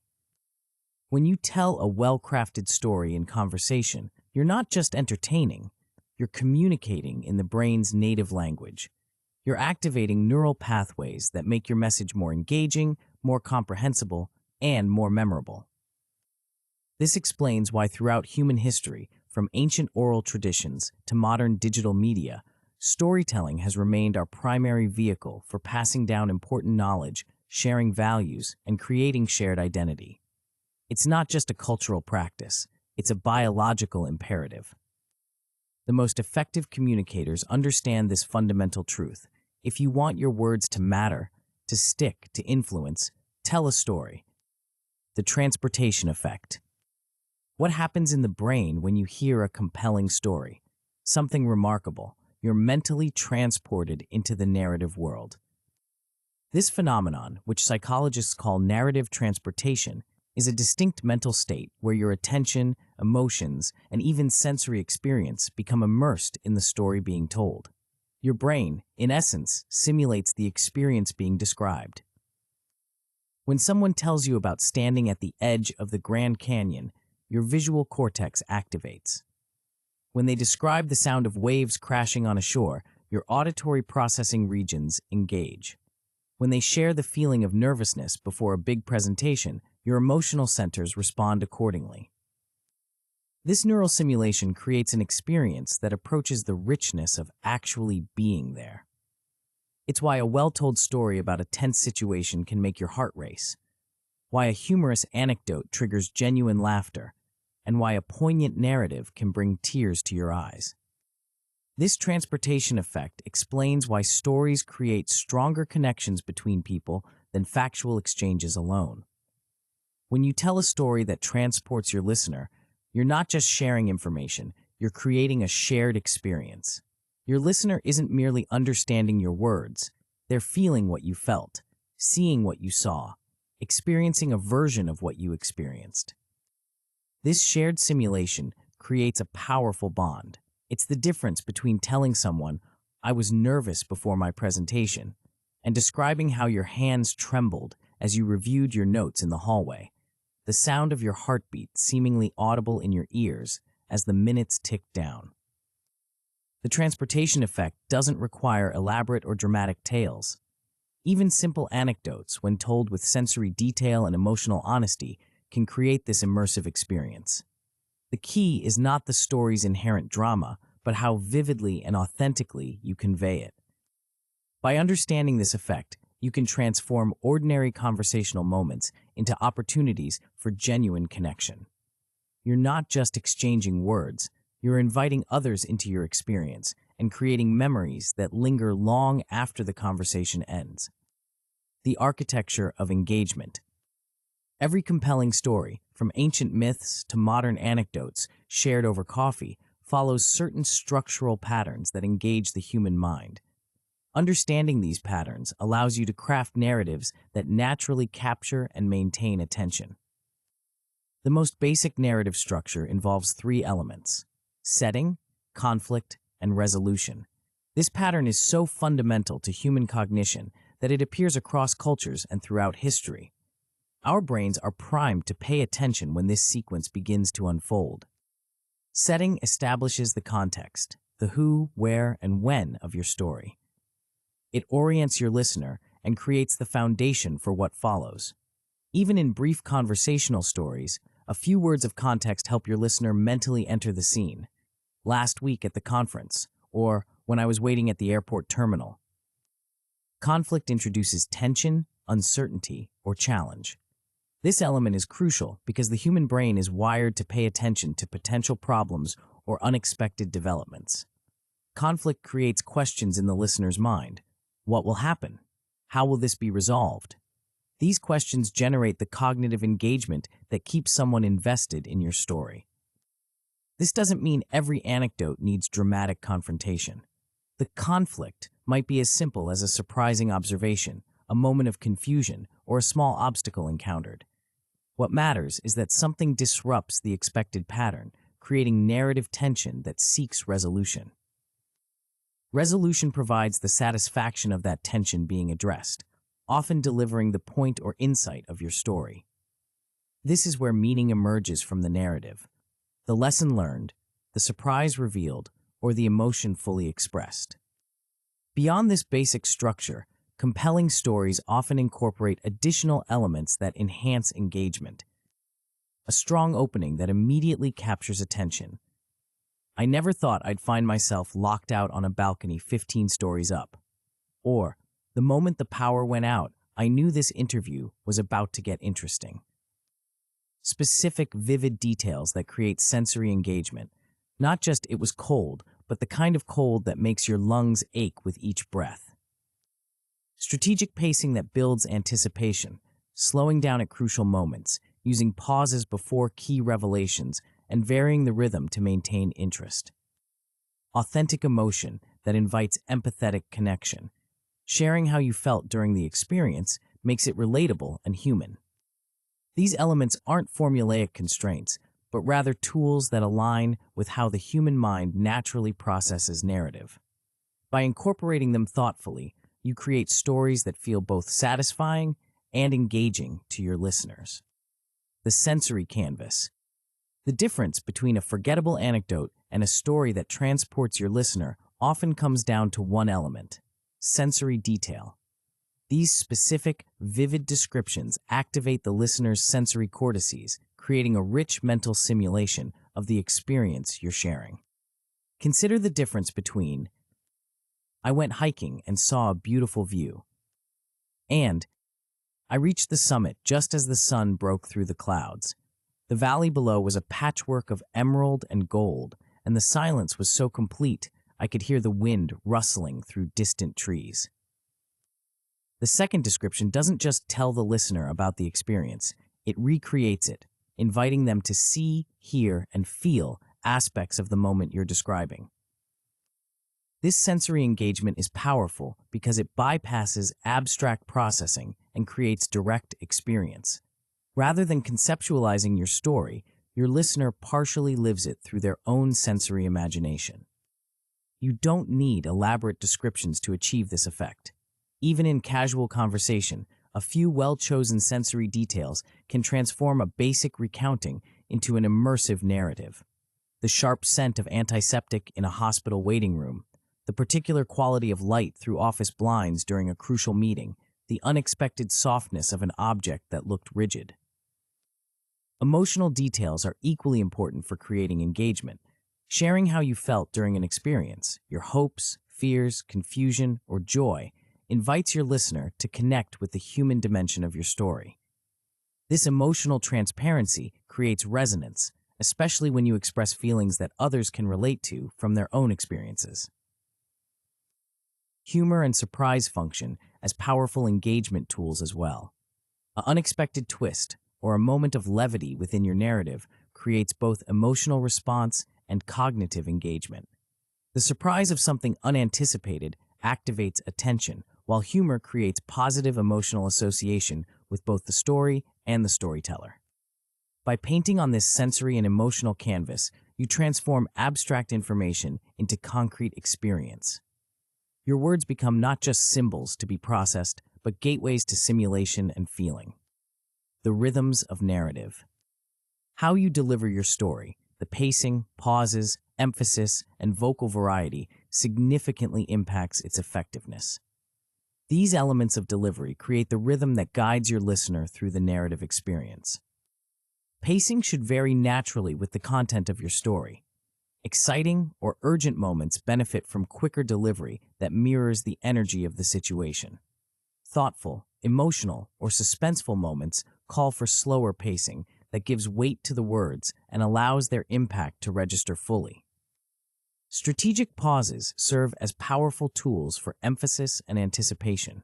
A well-placed pause before a key revelation or punchline creates a moment of tension that makes the following information land with greater impact. It's the conversational equivalent of a drum roll, signaling to your listener that something significant is about to be shared. Your voice itself becomes an instrument of storytelling through variation in tone, volume, and emphasis. These paralinguistic elements add emotional coloring and significance to your words. A lowered voice can create intimacy or tension. Increased volume can convey excitement or urgency. Emphasis on particular words highlights their importance to the narrative. Physical animation, appropriate gestures, facial expressions, and body language complements your verbal delivery. These nonverbal elements not only make your story more engaging to watch, but also signal your own emotional investment in the narrative, which increases listener engagement in turn. The rhythm of effective storytelling also includes awareness of length and detail. In conversation, stories should generally be concise enough to maintain interest, but detailed enough to create immersion. This balance depends on context. A casual social gathering might call for briefer anecdotes, while a deeper one-on-one conversation allows for more elaborate narratives.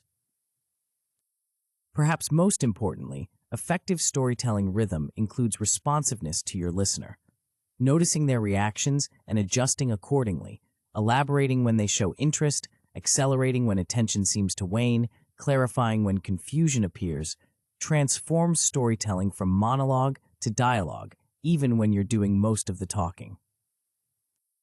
By mastering these rhythmic elements, you create a narrative experience that feels natural and engaging rather than rehearsed or performative.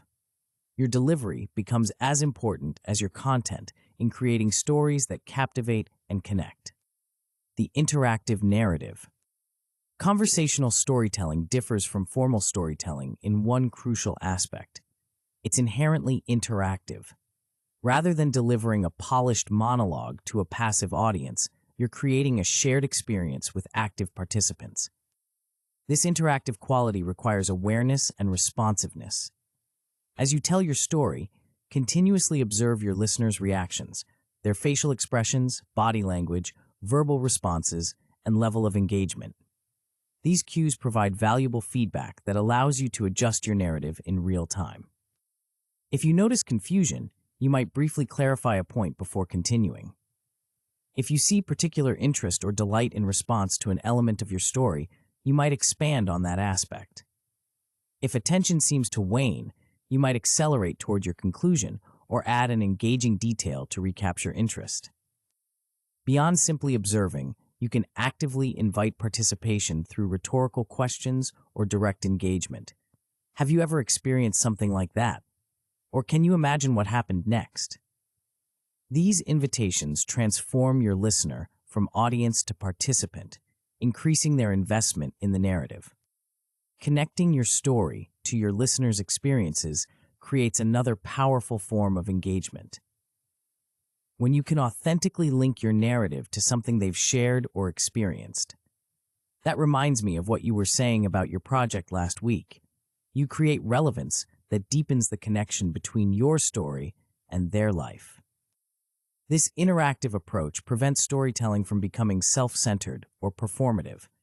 Instead, it becomes a bridge between experiences, yours and your listeners, creating mutual understanding and shared meaning.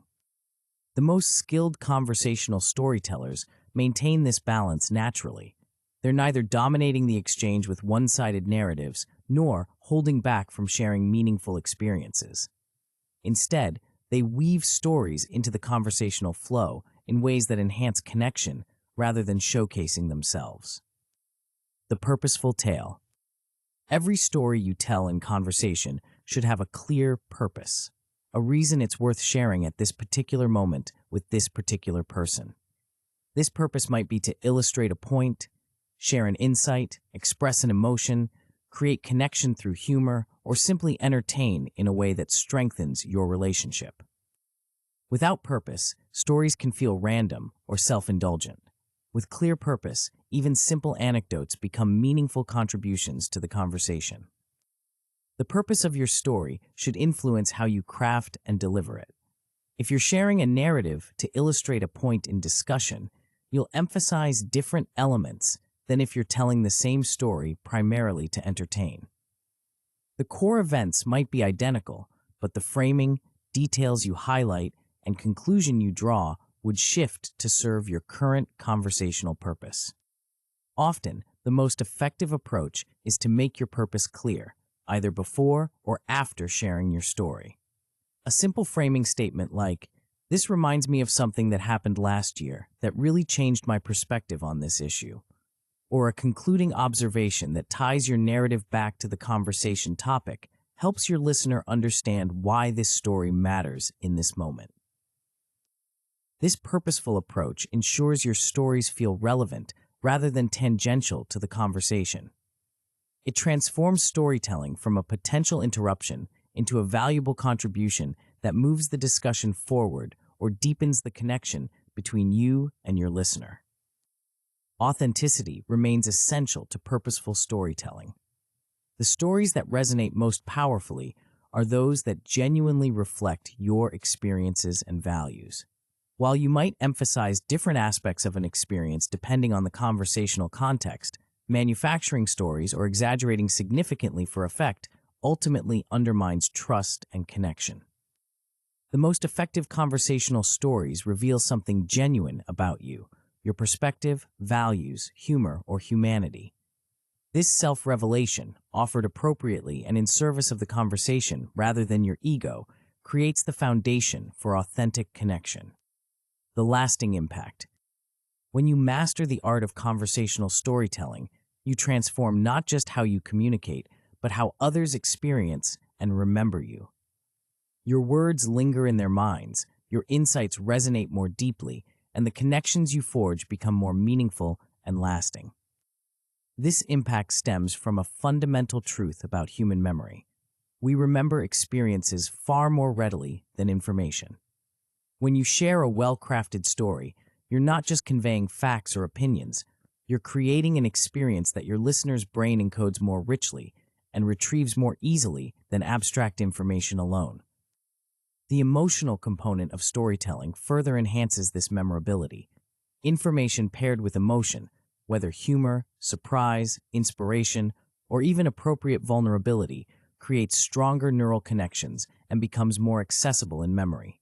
Your listener might forget your exact words, but remember precisely how your story made them feel. Beyond memory, storytelling transforms how others perceive you. Those who can share authentic, purposeful narratives are seen as more relatable, trustworthy, and insightful. Your stories reveal dimensions of your character and experience that might never emerge through direct statements alone. Perhaps most importantly, storytelling creates shared reality between people. When you tell a story that resonates with someone, that makes them laugh, think, or feel, you've created a moment of genuine connection. These shared moments, accumulated over time, form the foundation of meaningful relationships. As you continue developing your conversational wizardry, remember that storytelling isn't about performance or entertainment alone. It's about communication in the brain's native language, creating experiences rather than simply exchanging information. It's about making your words matter by making them memorable, meaningful, and connected to human experience. The most magnetic conversationalists understand this distinction. They know that while facts inform, stories transform. They've learned to weave narrative naturally into their interactions, making their communication not just heard, but felt and remembered. In our next chapter, we'll explore a conversational element so powerful it can instantly transform the atmosphere between people. This seemingly simple quality breaks down barriers, creates immediate connection, and makes others feel comfortable in your presence. Yet most people significantly underestimate its impact. Master this element, and you'll possess a conversational superpower that draws others to you before you've even finished a sentence. Chapter 7: Humor. The sound rippled through the room, spontaneous, uninhibited, and instantly contagious. One person's laughter triggered another's, then another's, until the entire group was caught in a moment of shared joy. The tension that had filled the air moments before seemed to evaporate, replaced by a warm sense of connection. Nothing substantial had changed about their situation, yet everything felt different.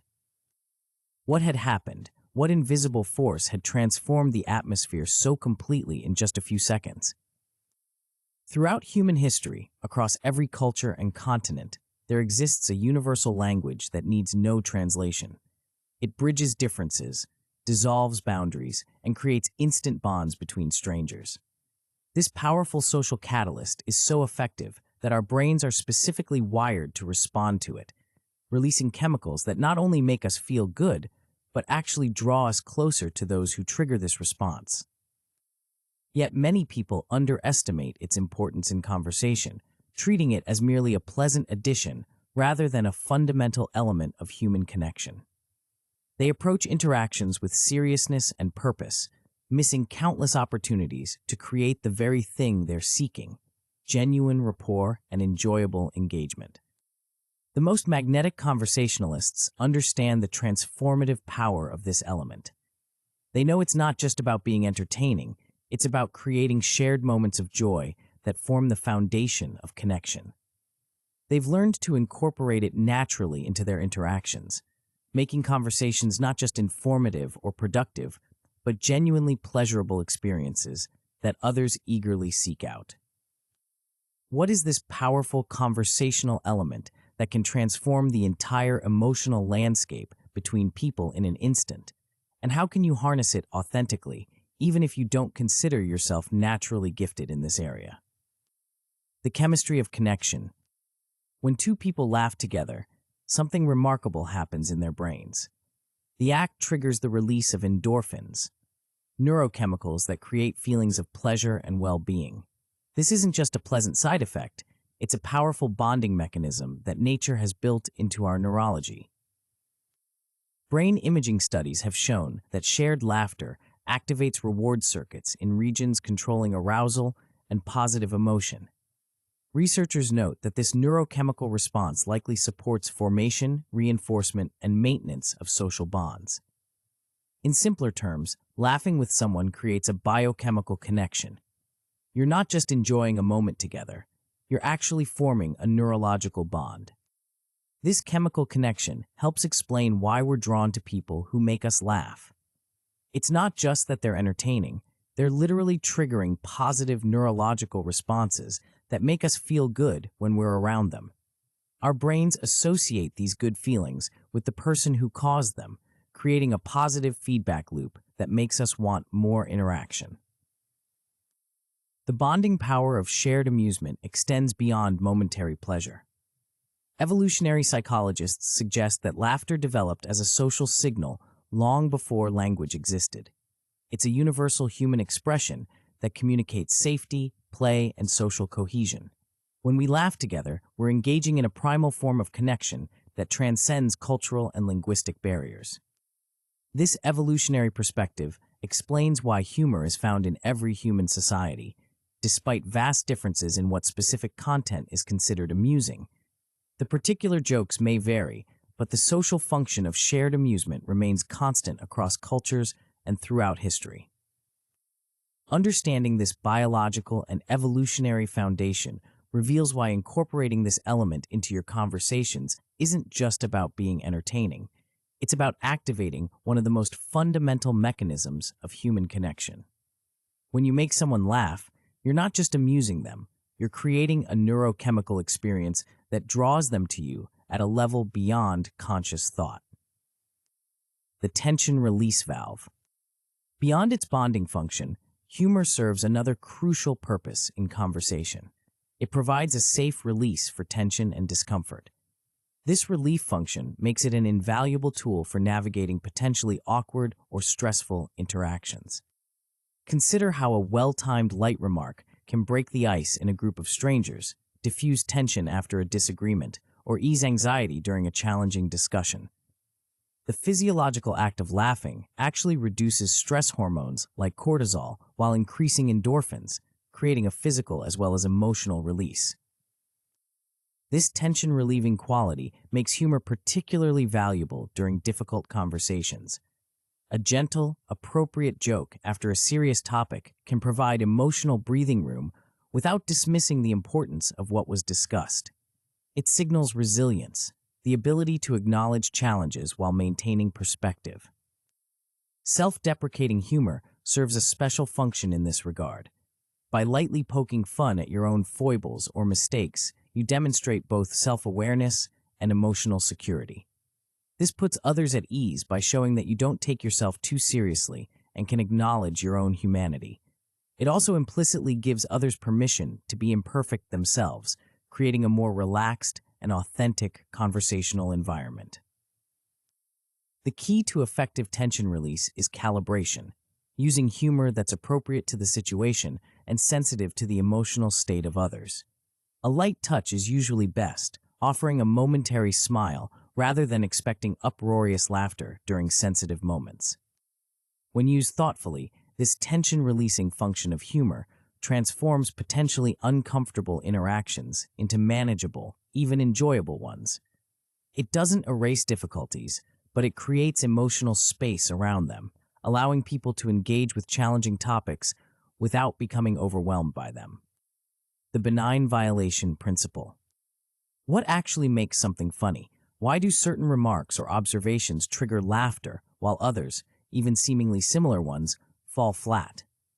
Understanding the psychology behind humor can help you create moments of amusement more consistently and naturally.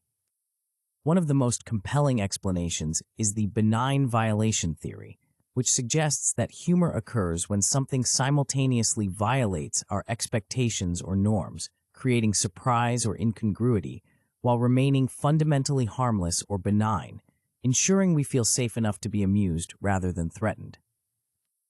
This balance explains why timing and context matter so much in humor. A remark that's hilarious in one setting might be offensive or confusing in another, not because the content changed, but because the context shifted, whether the violation feels benign or genuinely concerning. In conversation, this principle manifests in several ways. Observational humor often points out unexpected contradictions or absurdities in everyday situations, violations of how things should be, but in ways that don't threaten our sense of safety. Wordplay creates linguistic violations, unexpected connections between different meanings that surprise without threatening. Self-deprecating humor violates social norms of self-presentation, but in ways that signal security rather than genuine self-criticism. Understanding this principle helps you develop a more intuitive sense of what might create amusement in different situations. You begin to notice potential benign violations in everyday interactions, the slight incongruities, the unexpected connections, the gentle absurdities that might bring a smile when highlighted in the right way. This doesn't mean analyzing every potential joke to death. Rather, it means developing awareness of the patterns that create humor naturally so you can recognize and highlight them when they occur. With practice, this awareness becomes second nature, allowing you to find the humor in situations more readily and share it more effectively. The art of witty banter. Witty banter, the playful, often rapid exchange of humorous remarks, creates some of the most enjoyable and connecting conversational moments. This back-and-forth play signals mutual engagement and creates a shared experience of creativity and fun. Developing this skill begins with attentiveness, noticing opportunities for playful comments or observations within the natural flow of conversation. These might include gentle wordplay, pointing out amusing ironies, or making unexpected connections between topics. The goal isn't to force humor, but to highlight the naturally amusing elements that exist in most interactions. The improv principle of yes and provides a powerful framework for collaborative humor. When someone makes a humorous remark, instead of simply laughing and moving on, you build on it with your own addition. This creates a positive spiral where each contribution enhances the previous one, often leading to moments of shared creativity and escalating amusement. For example, if someone jokingly says, "This meeting room is so cold, I should have brought mittens," a yes and response might be, "And a thermos of hot chocolate. We could market this as a winter retreat experience." This builds on their observation while adding a new element that extends the playful scenario. Developing quick wit is like strengthening any muscle. It improves with consistent practice. You can enhance this skill by challenging yourself to find multiple humorous angles on everyday situations, playing word association games, or simply paying closer attention to what makes you and others laugh in natural conversation. An important distinction in playful banter is the difference between teasing and taunting. Friendly teasing focuses on behaviors or situations, not core attributes, and is delivered with obvious affection. The recipient should feel included in the joke, not targeted by it. The simple test is whether they laugh too. If not, you've likely crossed a line and should adjust accordingly. The most enjoyable banter has a quality of generosity. It's not about showcasing your own cleverness, but about creating a shared experience of amusement. When done well, it feels like playing catch, with each person contributing to a collaborative creation rather than competing for attention or laughs. The timing and taste equation. Even the most potentially amusing observation can fall flat, or worse, cause discomfort, if delivered with poor timing or without awareness of the social context. Mastering the when and how of humor is as important as the what. Reading the room is the foundational skill here. This means being attuned to the emotional atmosphere, the cultural context, and the individual sensitivities present. A comment that would be hilarious among close friends might be inappropriate in a more formal setting or with people you don't know well. Similarly, humor that works perfectly in one cultural context might not translate to another. Certain moments call for seriousness rather than levity. During expressions of grief, serious conflict, or when someone is sharing something deeply personal, attempts at humor usually feel jarring and insensitive. Recognizing these boundaries shows emotional intelligence and respect for others' experiences. Delivery significantly impacts how humor is received. A slight pause before the punchline creates anticipation. Facial expressions that signal playfulness, a slight smile or raised eyebrow, cue others that your comment is meant to be taken lightly. Confident delivery, without undermining your own joke through hesitation or immediate backtracking, helps others feel comfortable laughing. Cultural and individual sensitivity requires ongoing awareness and adaptation. What one person finds amusing, another might find confusing or offensive. This doesn't mean walking on eggshells, but it does mean being observant of responses and willing to adjust your approach based on the feedback you receive, both verbal and nonverbal. When humor doesn't land as intended, graceful recovery is key. A simple acknowledgement, "Well, that sounded funnier in my head," followed by moving on, prevents awkwardness from lingering. The willingness to occasionally miss the mark without becoming self-conscious is part of developing natural, authentic humor in conversation. The most skilled practitioners of conversational humor have developed an intuitive sense of this timing and taste equation. They seem to know instinctively when a light remark would enhance connection and when it would detract from it. This intuition isn't magical. It's the result of attentive observation and responsive adaptation over time. The positivity generator. Beyond specific techniques or theories, humor serves a broader function in conversation. It generates positive energy that enhances the entire interaction. This positivity becomes a resource that supports deeper connection and more meaningful exchange. A friendly smile, even without an explicit joke, creates a foundation for lighter moments. It signals approachability and warmth, making others more comfortable and open to moments of shared amusement. This simple expression is often the gateway to more explicit humor, creating a receptive atmosphere for playful exchange. Positive humor, the kind that highlights life's amusing ironies or absurdities without targeting or diminishing anyone, creates an uplifting atmosphere that benefits everyone involved. This stands in contrast to negative forms of humor that might get laughs at someone's expense but ultimately create division rather than connection. Having a few reliable, universally appealing anecdotes or observations can provide conversational lifelines when interaction begins to lag. These aren't rehearsed jokes, but rather genuine, amusing observations or experiences that tend to resonate with most people. Deployed thoughtfully, these can reinvigorate a conversation that's beginning to lose energy. The cumulative effect of positive humor extends beyond the moment of laughter itself. It creates an association between you and enjoyable experiences, making others more likely to seek your company and engage deeply in conversation with you. People naturally gravitate toward interactions that make them feel good, and few things create positive feelings more reliably than appropriate, well-timed humor. This positivity generator function explains why humor isn't just a nice-to-have element of conversation, but a fundamental component of magnetic communication.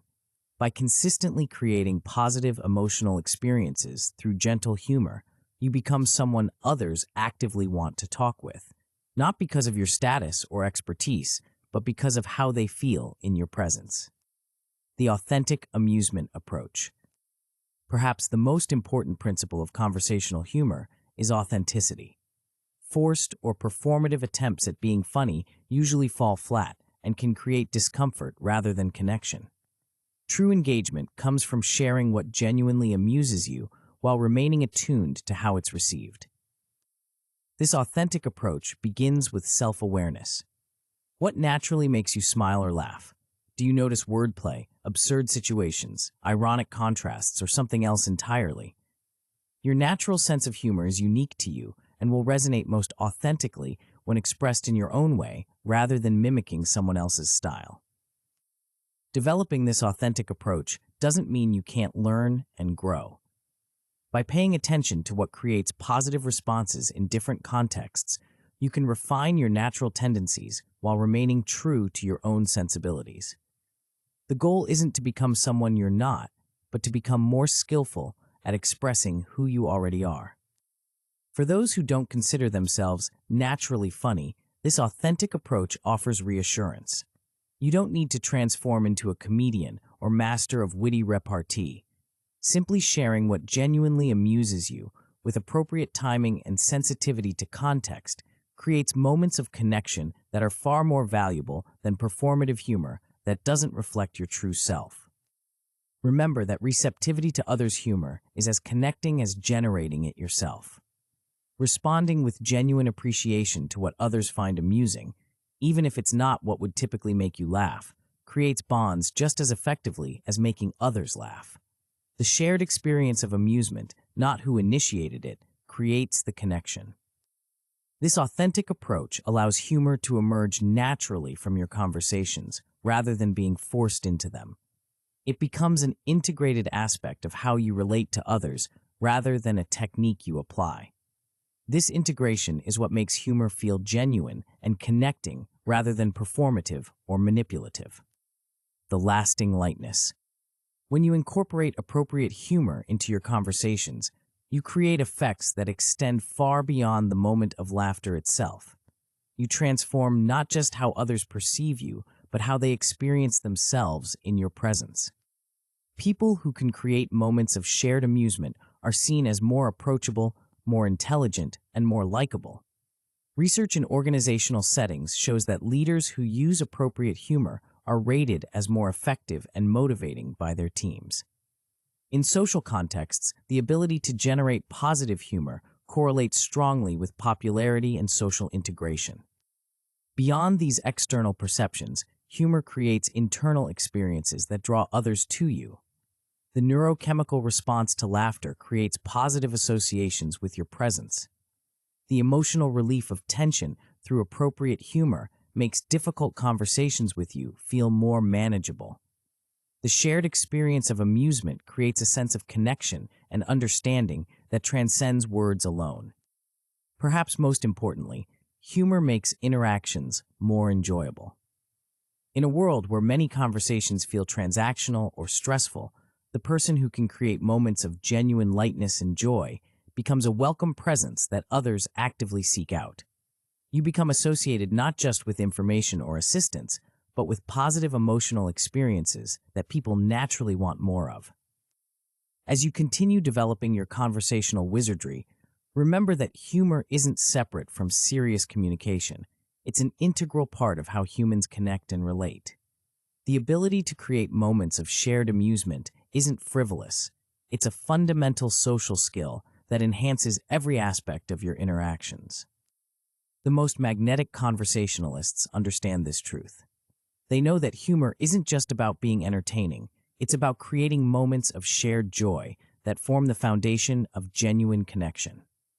They've learned to incorporate this element naturally into their interactions, making conversations not just informative or productive, but truly enjoyable experiences that others eagerly seek out.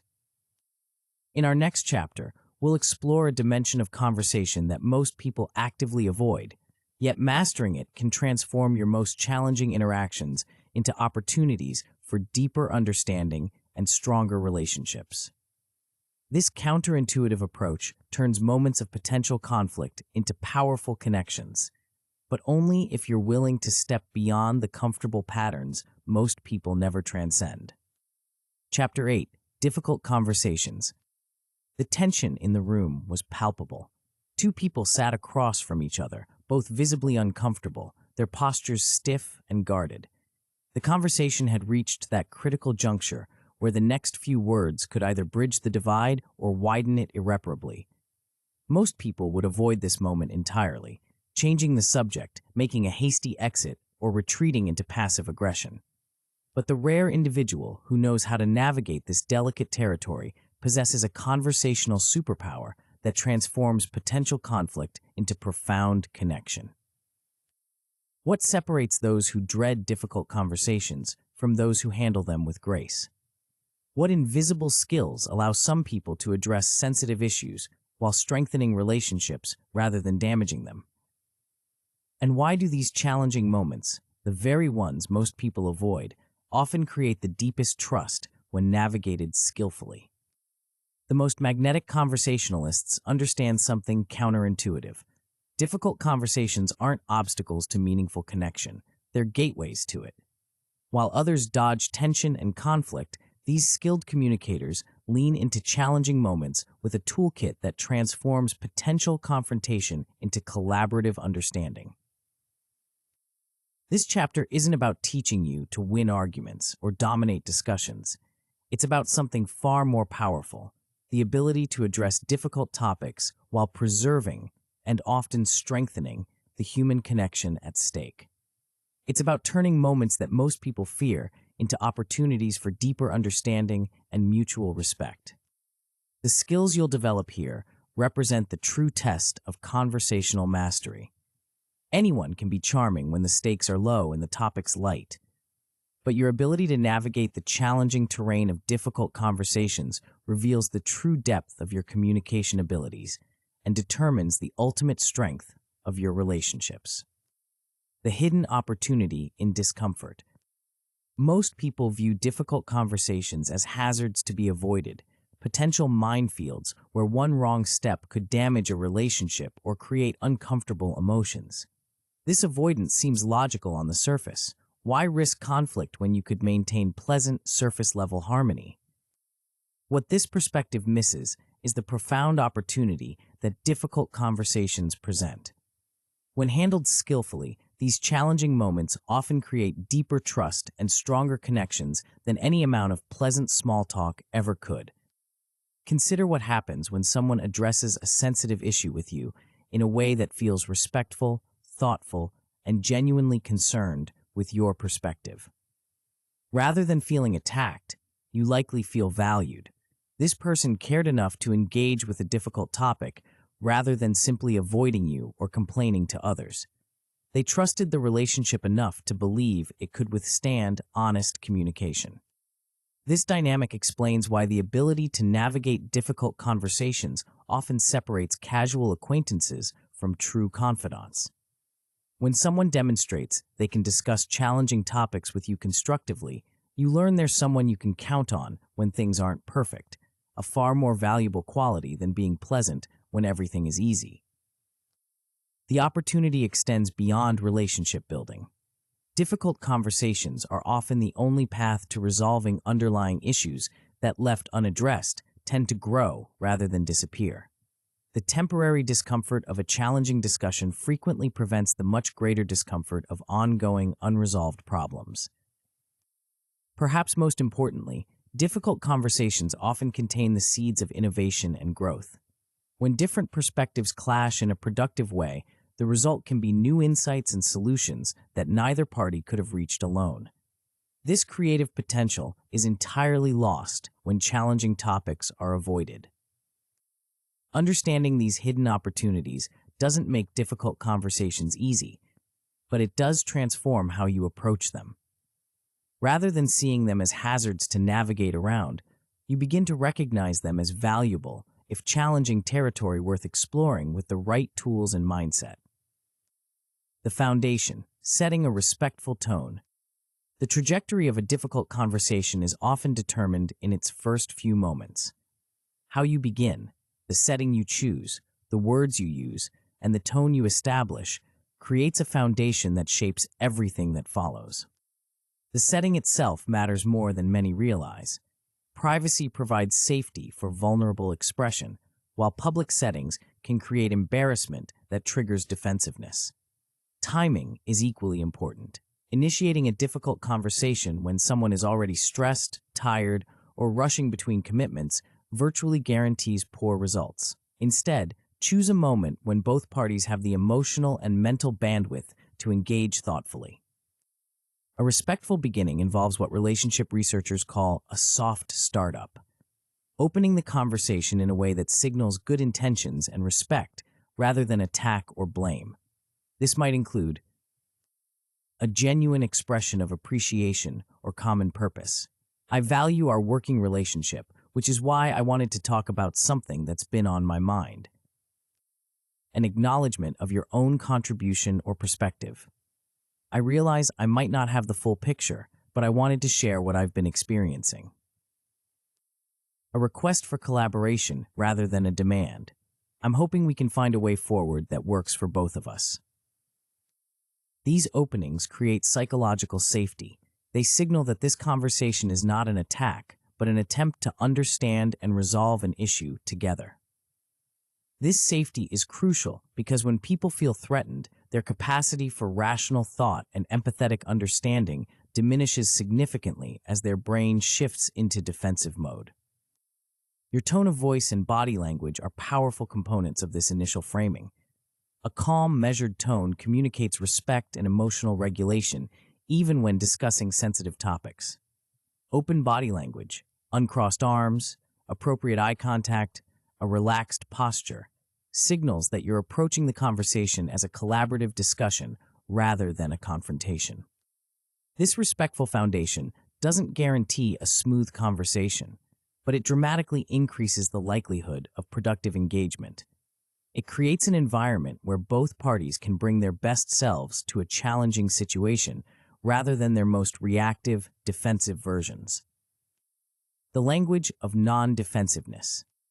The words we choose in difficult conversations can either open doors to understanding or slam them shut. Perhaps no linguistic choice has more impact than the difference between you statements and I statements when expressing concerns or negative emotions. Consider the difference between, "You always interrupt me in meetings. You're so disrespectful," and "I felt frustrated during yesterday's meeting when I was interrupted while sharing my proposal. I value having the chance to fully express my ideas." The first approach almost invariably triggers defensiveness. It makes a global character assessment, "You're disrespectful," based on a specific behavior, and uses absolutist language, always, that's easy to dispute. The recipient's natural response is to defend themselves rather than consider the underlying concern. The second approach, using what psychologists call I language, keeps the focus on your own experience rather than making accusations about the other person's character or intentions. This approach describes the specific situation rather than generalizing, expresses your feelings rather than attacking their character, explains the impact on you rather than assuming their motives, states your needs or values rather than demanding specific actions. Research confirms the effectiveness of this approach. Studies show that statements acknowledging both perspectives using I language, "I understand you might see it differently, and I feel this way," are rated as the most effective way to open a conflict discussion. These blended perspective statements tend to prevent the immediate spiral of hostility that often derails difficult conversations. Specificity also plays a crucial role in non-defensive communication. Vague complaints, "You're always inconsiderate," are both harder to address and more likely to provoke defensiveness than specific examples. When the deadline was moved up yesterday without checking with the team first, I felt concerned about our ability to deliver quality work. This specific, experience-focused language doesn't guarantee agreement, but it dramatically increases the likelihood that your concerns will be heard rather than reflexively rejected. It creates space for the other person to understand your perspective without feeling they must defend their character against attack. The emotional equilibrium. Even with perfect language and setting, difficult conversations can quickly derail when emotions intensify beyond a certain threshold. When either party becomes emotionally flooded, overwhelmed by anger, hurt, or fear, the brain's capacity for rational thought and empathetic understanding diminishes dramatically. Maintaining emotional equilibrium, both your own and to the extent possible the other person's, is therefore crucial to productive, difficult conversations. This doesn't mean suppressing emotions or maintaining an artificial detachment. Rather, it means managing emotions so they inform the conversation without overwhelming it. Self-awareness is the foundation of emotional management. Learning to recognize your own emotional triggers and the physical sensations that signal escalating emotions allows you to intervene before reaching the point of flooding. Common physical cues include increased heart rate or breathing, tension in the chest, jaw, or shoulders, rising heat in the face or neck, a sensation of not thinking clearly. When you notice these signals, taking a brief pause can prevent emotional escalation. This might be as simple as a few deep breaths, or as explicit as saying, "I notice I'm feeling pretty strongly about this. Let me take a moment to collect my thoughts so I can express myself clearly." This pause isn't avoidance, it's strategic self-regulation that allows you to continue the conversation from a more centered place. Research shows that even brief pauses that allow heart rate to return to baseline can significantly improve cognitive function and communication effectiveness during difficult discussions. When the other person becomes emotionally activated, responding with empathy rather than matching their intensity helps de-escalate the situation. Acknowledging their feelings without necessarily agreeing with their perspective creates space for emotions to be expressed without overwhelming the conversation. "I can see this is really upsetting for you. I want to understand your perspective better." This empathetic response serves two purposes. It helps the other person feel heard, which often reduces emotional intensity, and it prevents the conversation from escalating into a cycle of mutual reactivity where both parties become increasingly emotional and less rational. The goal isn't to eliminate emotions from difficult conversations. Emotions contain valuable information and energy. Rather, the aim is to maintain an emotional climate where both parties can access their full cognitive and empathetic capacities rather than being driven primarily by defensive reactions. The collaborative framework. Perhaps the most transformative shift in difficult conversations comes from changing how you conceptualize the interaction itself. Most people unconsciously approach challenging discussions as adversarial, me versus you, where one person must win and the other lose. This framing virtually guarantees a defensive, competitive exchange. A collaborative framework fundamentally reorients the conversation around us versus the problem. This isn't merely semantic, it creates a genuine psychological shift where both parties see themselves as allies working together against a shared challenge rather than opponents working against each other. This reframing can be made explicit. "I'd like us to figure out together how we can address this situation in a way that works for both of us." This statement positions you and the other person on the same side, facing the problem together rather than facing off against each other. Collaborative problem-solving involves several key elements. Focusing on interests rather than positions. Positions are the specific solutions or demands each person brings. "I need you to do X." Interests are the underlying needs, concerns, or values that motivate those positions. "I'm concerned about meeting our quality standards." By exploring interests rather than fixating on positions, you often discover multiple solutions that can satisfy both parties' core needs. Asking open-ended questions that invite the other person's perspective and ideas. "What do you think might help address this situation?" Or, "What would an ideal solution look like from your perspective?" These questions demonstrate that you value their input and see them as a partner in resolution rather than an opponent to be convinced or defeated. being willing to acknowledge where you might have contributed to the problem or where you could adjust your approach. This vulnerability often inspires reciprocal openness rather than entrenched defensiveness. Exploring multiple options before deciding on a solution. This brainstorming approach prevents premature commitment to a single answer and often reveals creative possibilities that neither person initially considered. The collaborative framework doesn't guarantee agreement on every issue, but it dramatically increases the likelihood of finding mutually acceptable solutions. Even when perfect resolution isn't possible, this approach tends to preserve the relationship and create greater understanding, which are often more important in the long run than winning on a specific issue. The dignity dimension. Underlying many difficult conversations is a fundamental human concern that transcends the specific topic being discussed: the need to maintain dignity and self-respect.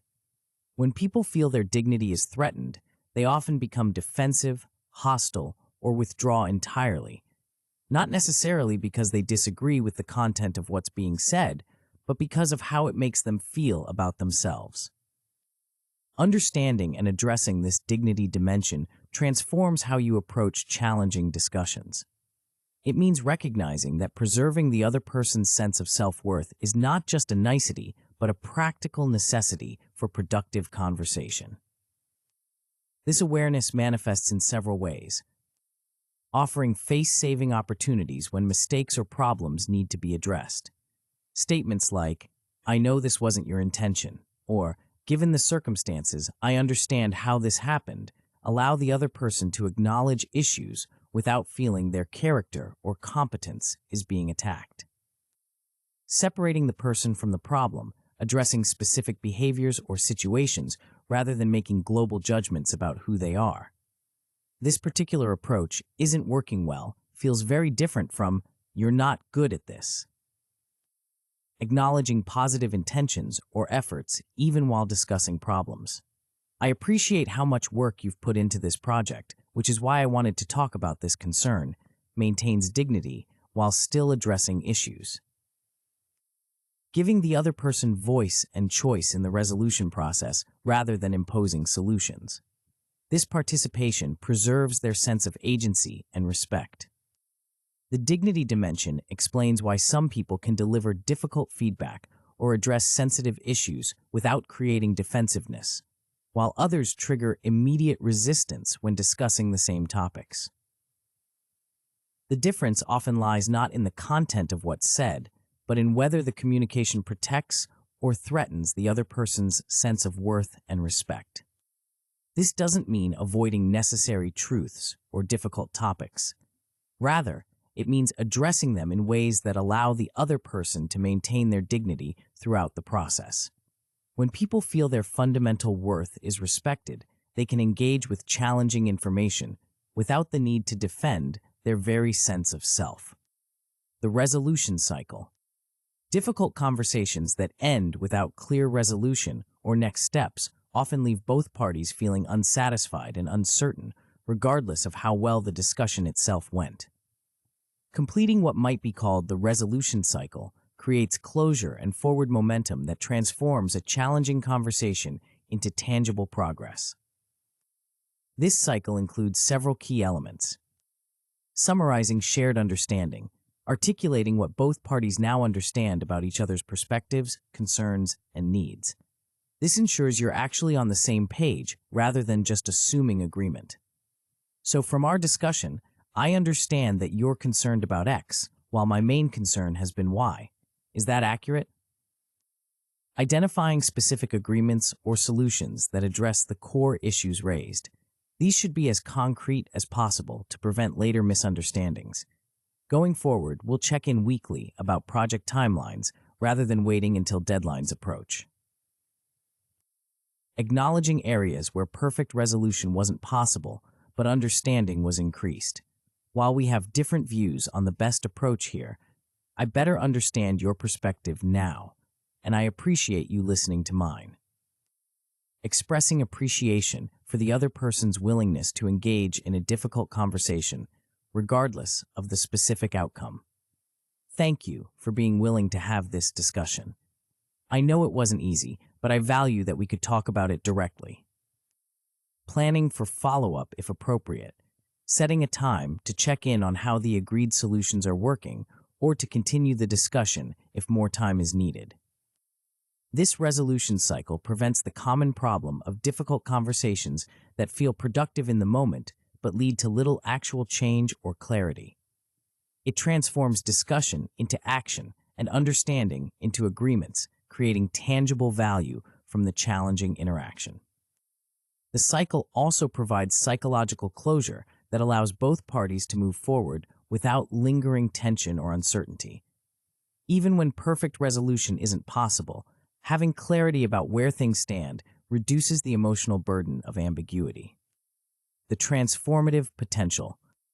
Mastering difficult conversations transforms not just your relationships, but your entire experience of conflict and challenge. What once seemed threatening becomes manageable. What felt like potential relationship damage becomes opportunity for deeper connection. This transformation occurs on multiple levels. Psychologically, your relationship with conflict itself changes. Rather than seeing difficult conversations as threats to avoid, you begin to view them as natural parts of human interaction that contain valuable information and opportunity. This shift reduces anxiety and increases confidence across all your relationships. Interpersonally, your willingness and ability to address challenging topics with respect and skill makes you someone others trust more deeply. They know you won't avoid important issues or let problems fester, but you also won't attack or blame them when difficulties arise. This reputation for both honesty and respect is invaluable in both personal and professional contexts. Practically, your capacity to resolve issues before they escalate saves enormous time and emotional energy.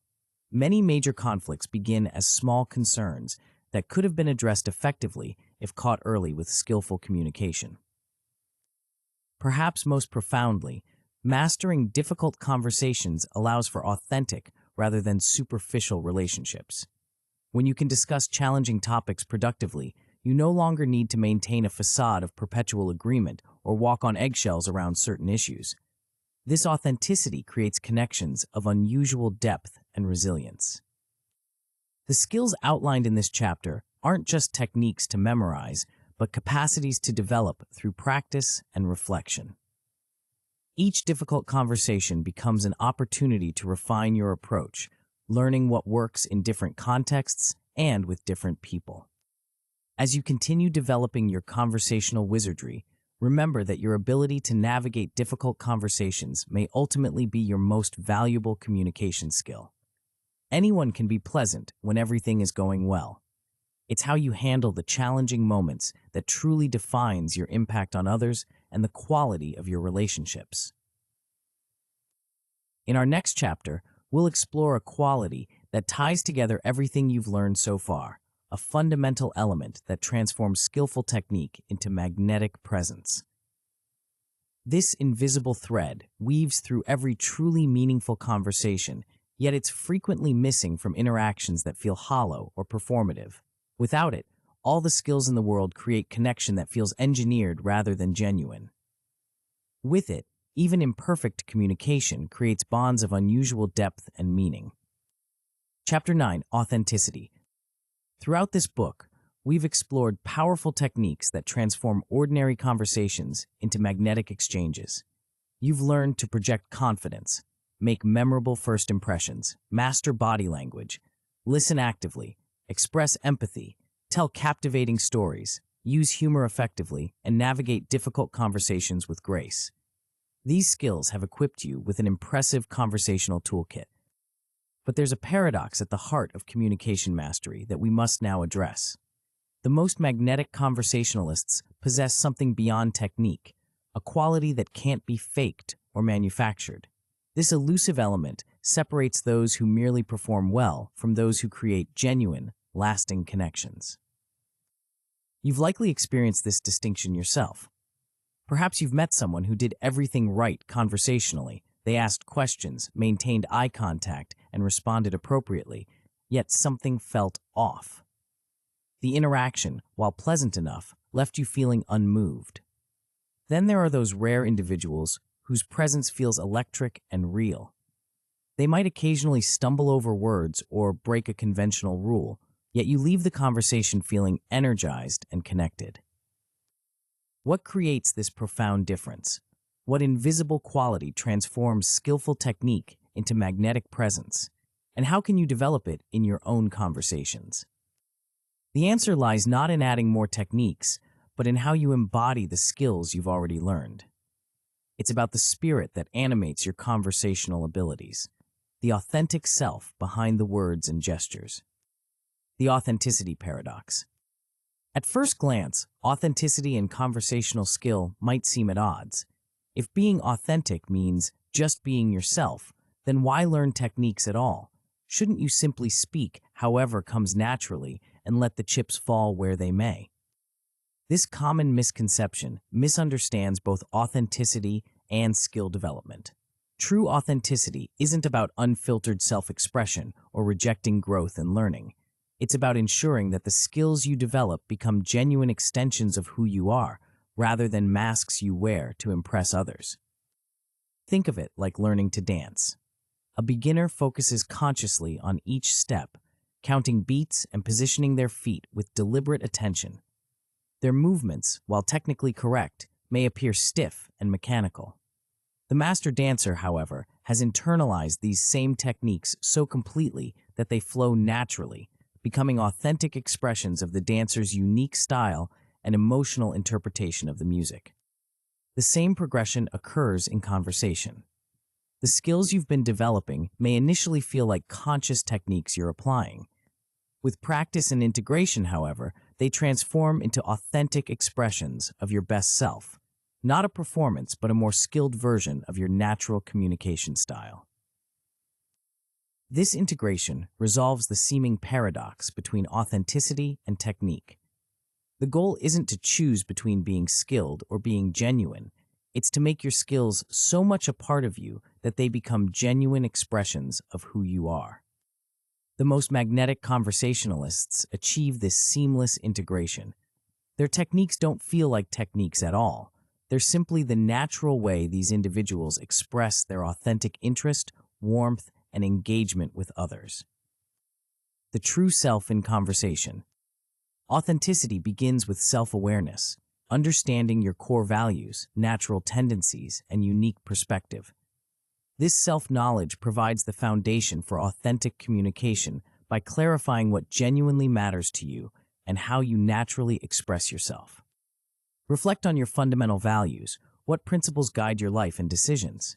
Perhaps you deeply value honesty, creativity, kindness, or intellectual exploration. These core values should inform your conversational approach. If honesty is central to who you are, your authentic communication will reflect that through straightforward, truthful exchanges.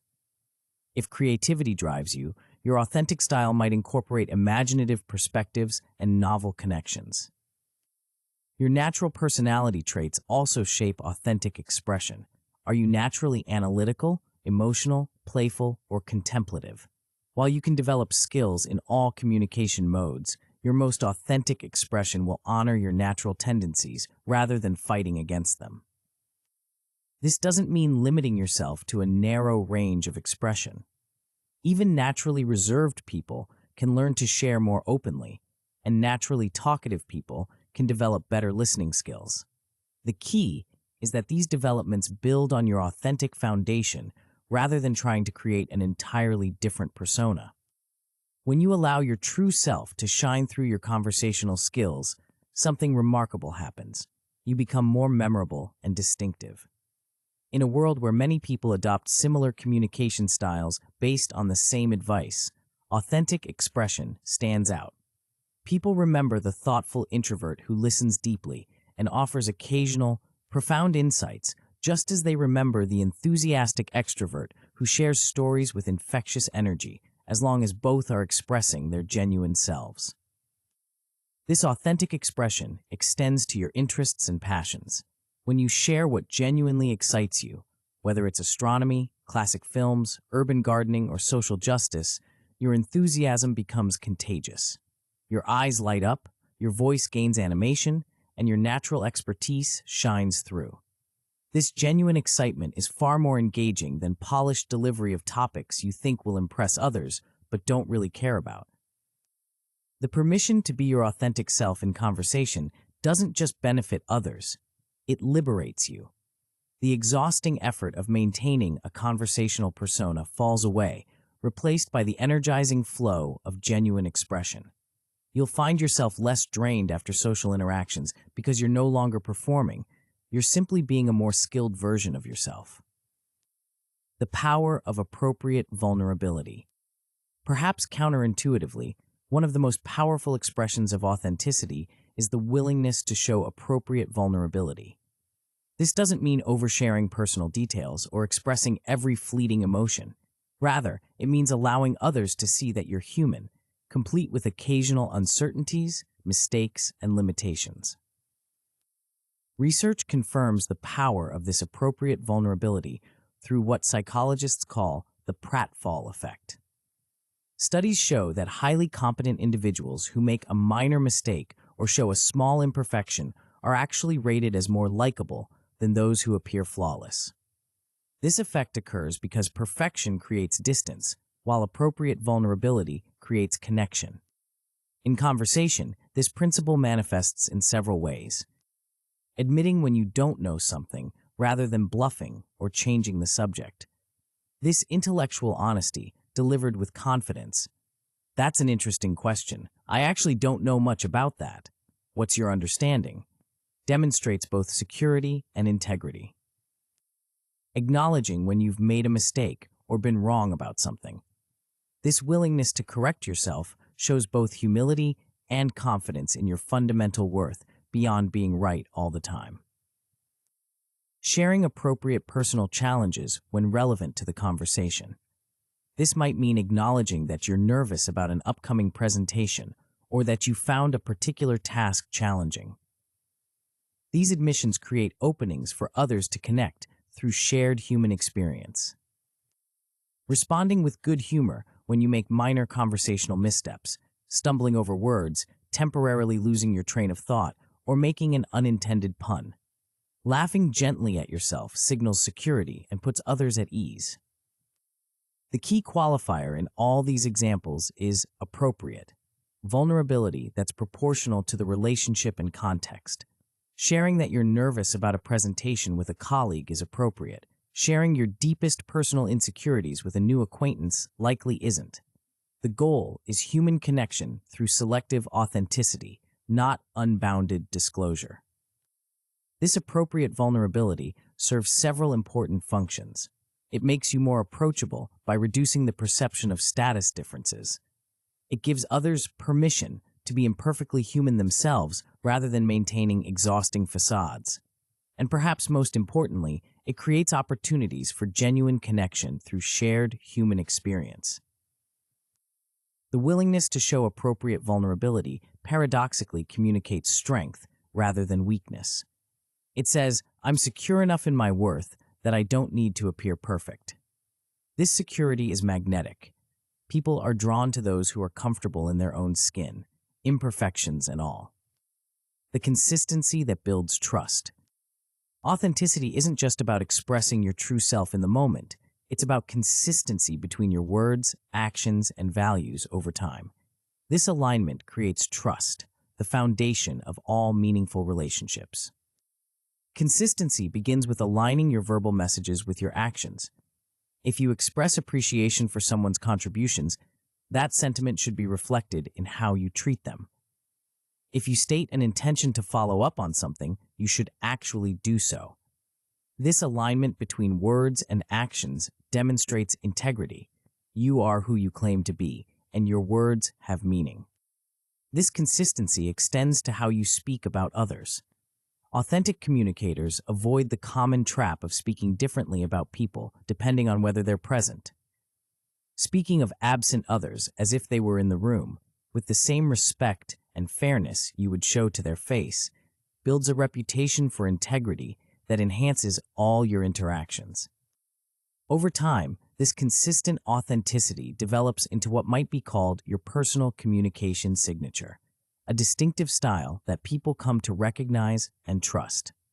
This signature isn't manufactured. It emerges naturally from consistently expressing your values, personality, and perspective through your conversational skills. This signature might include characteristic phrases, a particular sense of humor, or a distinctive way of framing ideas. It might be marked by thoughtful pauses before responding, enthusiastic building on others' ideas, or a talent for finding unexpected connections between topics.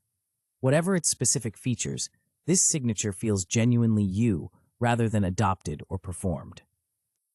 The trust built through consistent authenticity creates a powerful foundation for all your conversations. When people trust that you're genuine, that what they see is what they get, they're more willing to engage deeply, share openly, and collaborate effectively. This trust transforms transactions into relationships and acquaintances into allies. Perhaps most importantly, this consistency between your inner self and outer expression reduces the cognitive and emotional strain of communication. When you're not maintaining a persona or constantly monitoring how you're coming across, you free up mental and emotional resources to be fully present with others. This presence itself becomes one of your most magnetic qualities. The growth mindset in conversation. Authenticity doesn't mean stagnation. The most genuinely magnetic communicators maintain a growth mindset about their conversational abilities, continuously refining their skills while remaining true to their core values and personality. This ongoing development is supported by reflective practice, taking time after significant conversations to consider what went well and what could be improved. This reflection isn't harsh self-criticism, but curious exploration. That conversation felt particularly connecting. What elements contributed to that? Or, I noticed the energy dropped when I started explaining that concept. How might I approach that differently next time? This reflective practice works best when it focuses not just on technique, but on authenticity. When did I feel most natural and engaged in that conversation?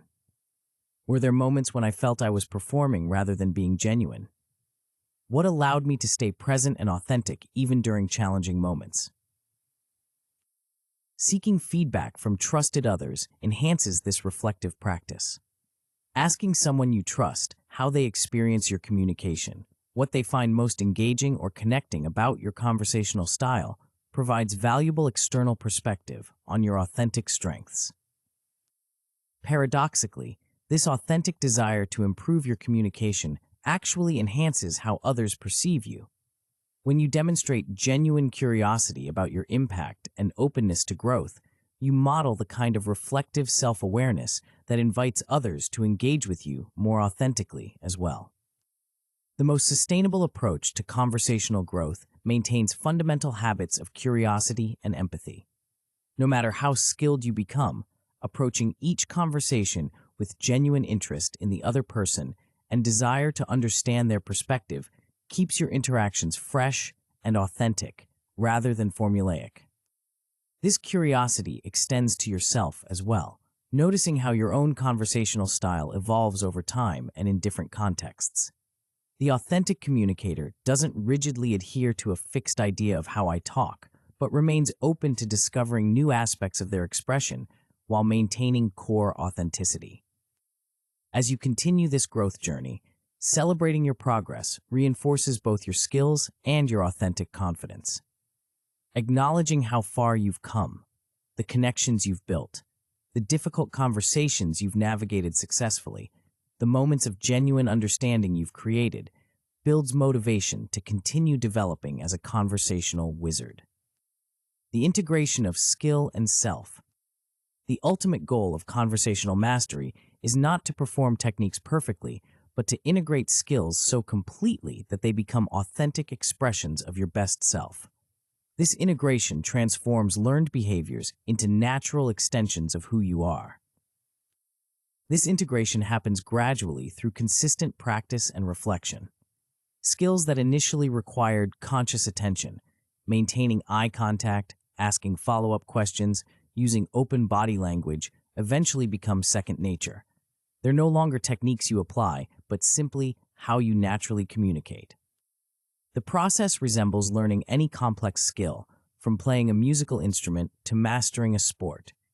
The beginner consciously thinks about each movement. The master embodies the skill so completely that it becomes an authentic expression of their unique style and personality. Several approaches facilitate this integration. Practice in low-stakes situations where you feel comfortable and can focus on making new skills feel natural rather than performing under pressure. Focus on one skill at a time until it begins to feel integrated before consciously working on another.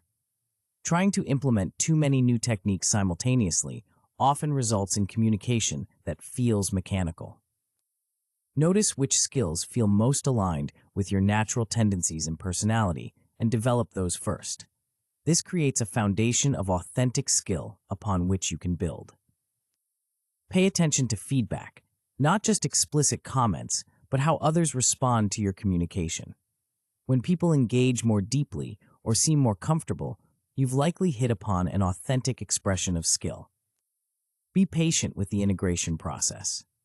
Just as a dancer doesn't become fluid overnight, your conversational skills will take time to transform from conscious techniques into authentic expression. The reward for this patient integration is conversational mastery that feels effortless and genuine.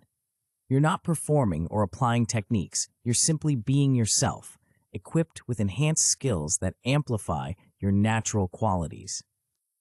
This integration resolves the seeming tension between authenticity and skill. You're not choosing between being genuine and being effective.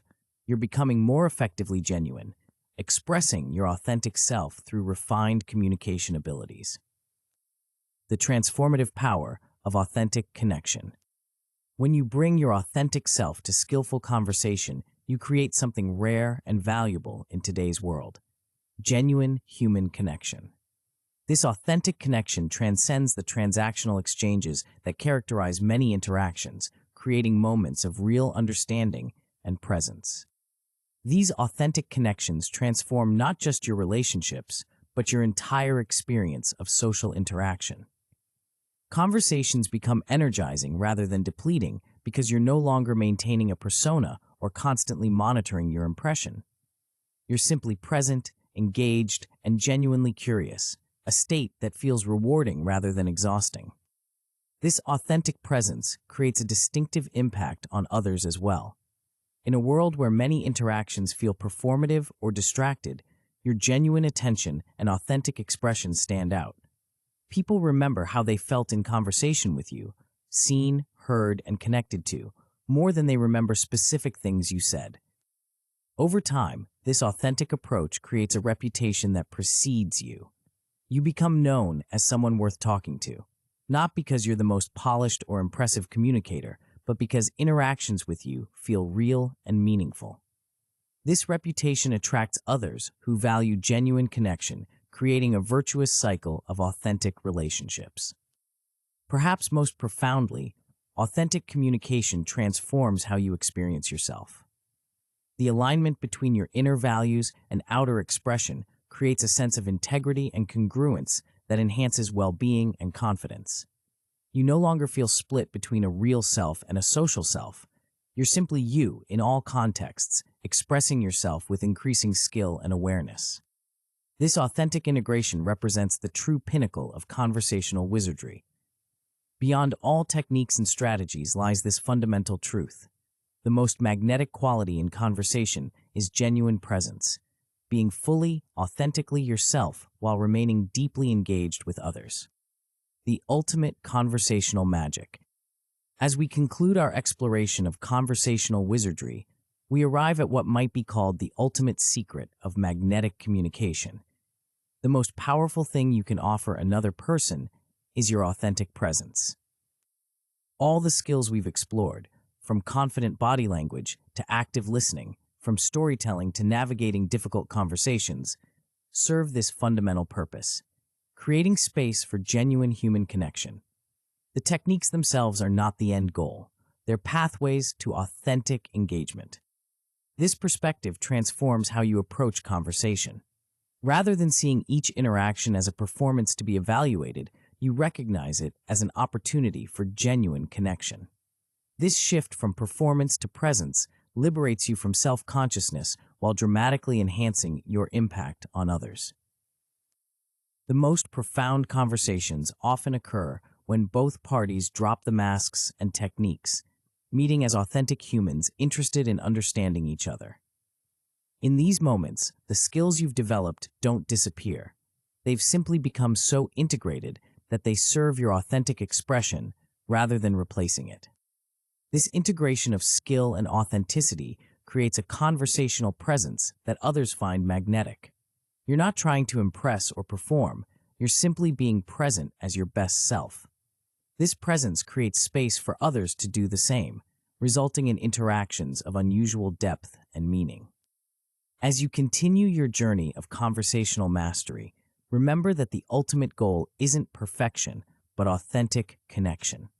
The skills you've learned are valuable not because they make you flawless, but because they help you express your genuine self more effectively and engage with others more meaningfully. The true conversation wizard understands this fundamental truth. Beyond all techniques and strategies, beyond all rules and formulas, lies the simple, profound power of one human being genuinely connecting with another. This authentic connection, honest, present, and skilled, is the real magic that makes people not just willing, but eager to engage with you. Your journey doesn't end with the conclusion of this book. Each conversation becomes an opportunity to refine your skills, deepen your authenticity, and create meaningful connections. With practice, reflection, and genuine curiosity, you'll continue developing as a conversational wizard, not by becoming someone else, but by becoming more skillfully, authentically yourself. The greatest gift you can offer another person is your authentic presence. When you combine that presence with the skills you've developed throughout this book, you create conversations that don't just impress or inform, they transform. People leave these interactions feeling not just heard or entertained, but seen, understood, and valued at a human level.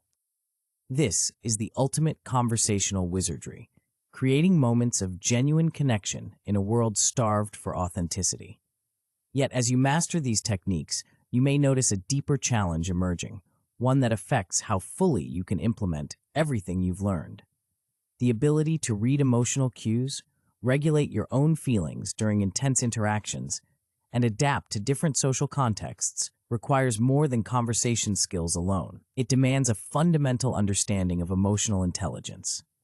To truly transform from someone who knows conversational techniques into someone who embodies them effortlessly in any situation, you need the foundation that supports everything we've discussed. That's why I created the audiobook, You're Not Shy: How to Master Emotional Intelligence and Social Skills. The essential companion that will help you overcome the invisible barriers preventing you from fully expressing your authentic self in every interaction. Tap the center of the video now to continue your transformation journey.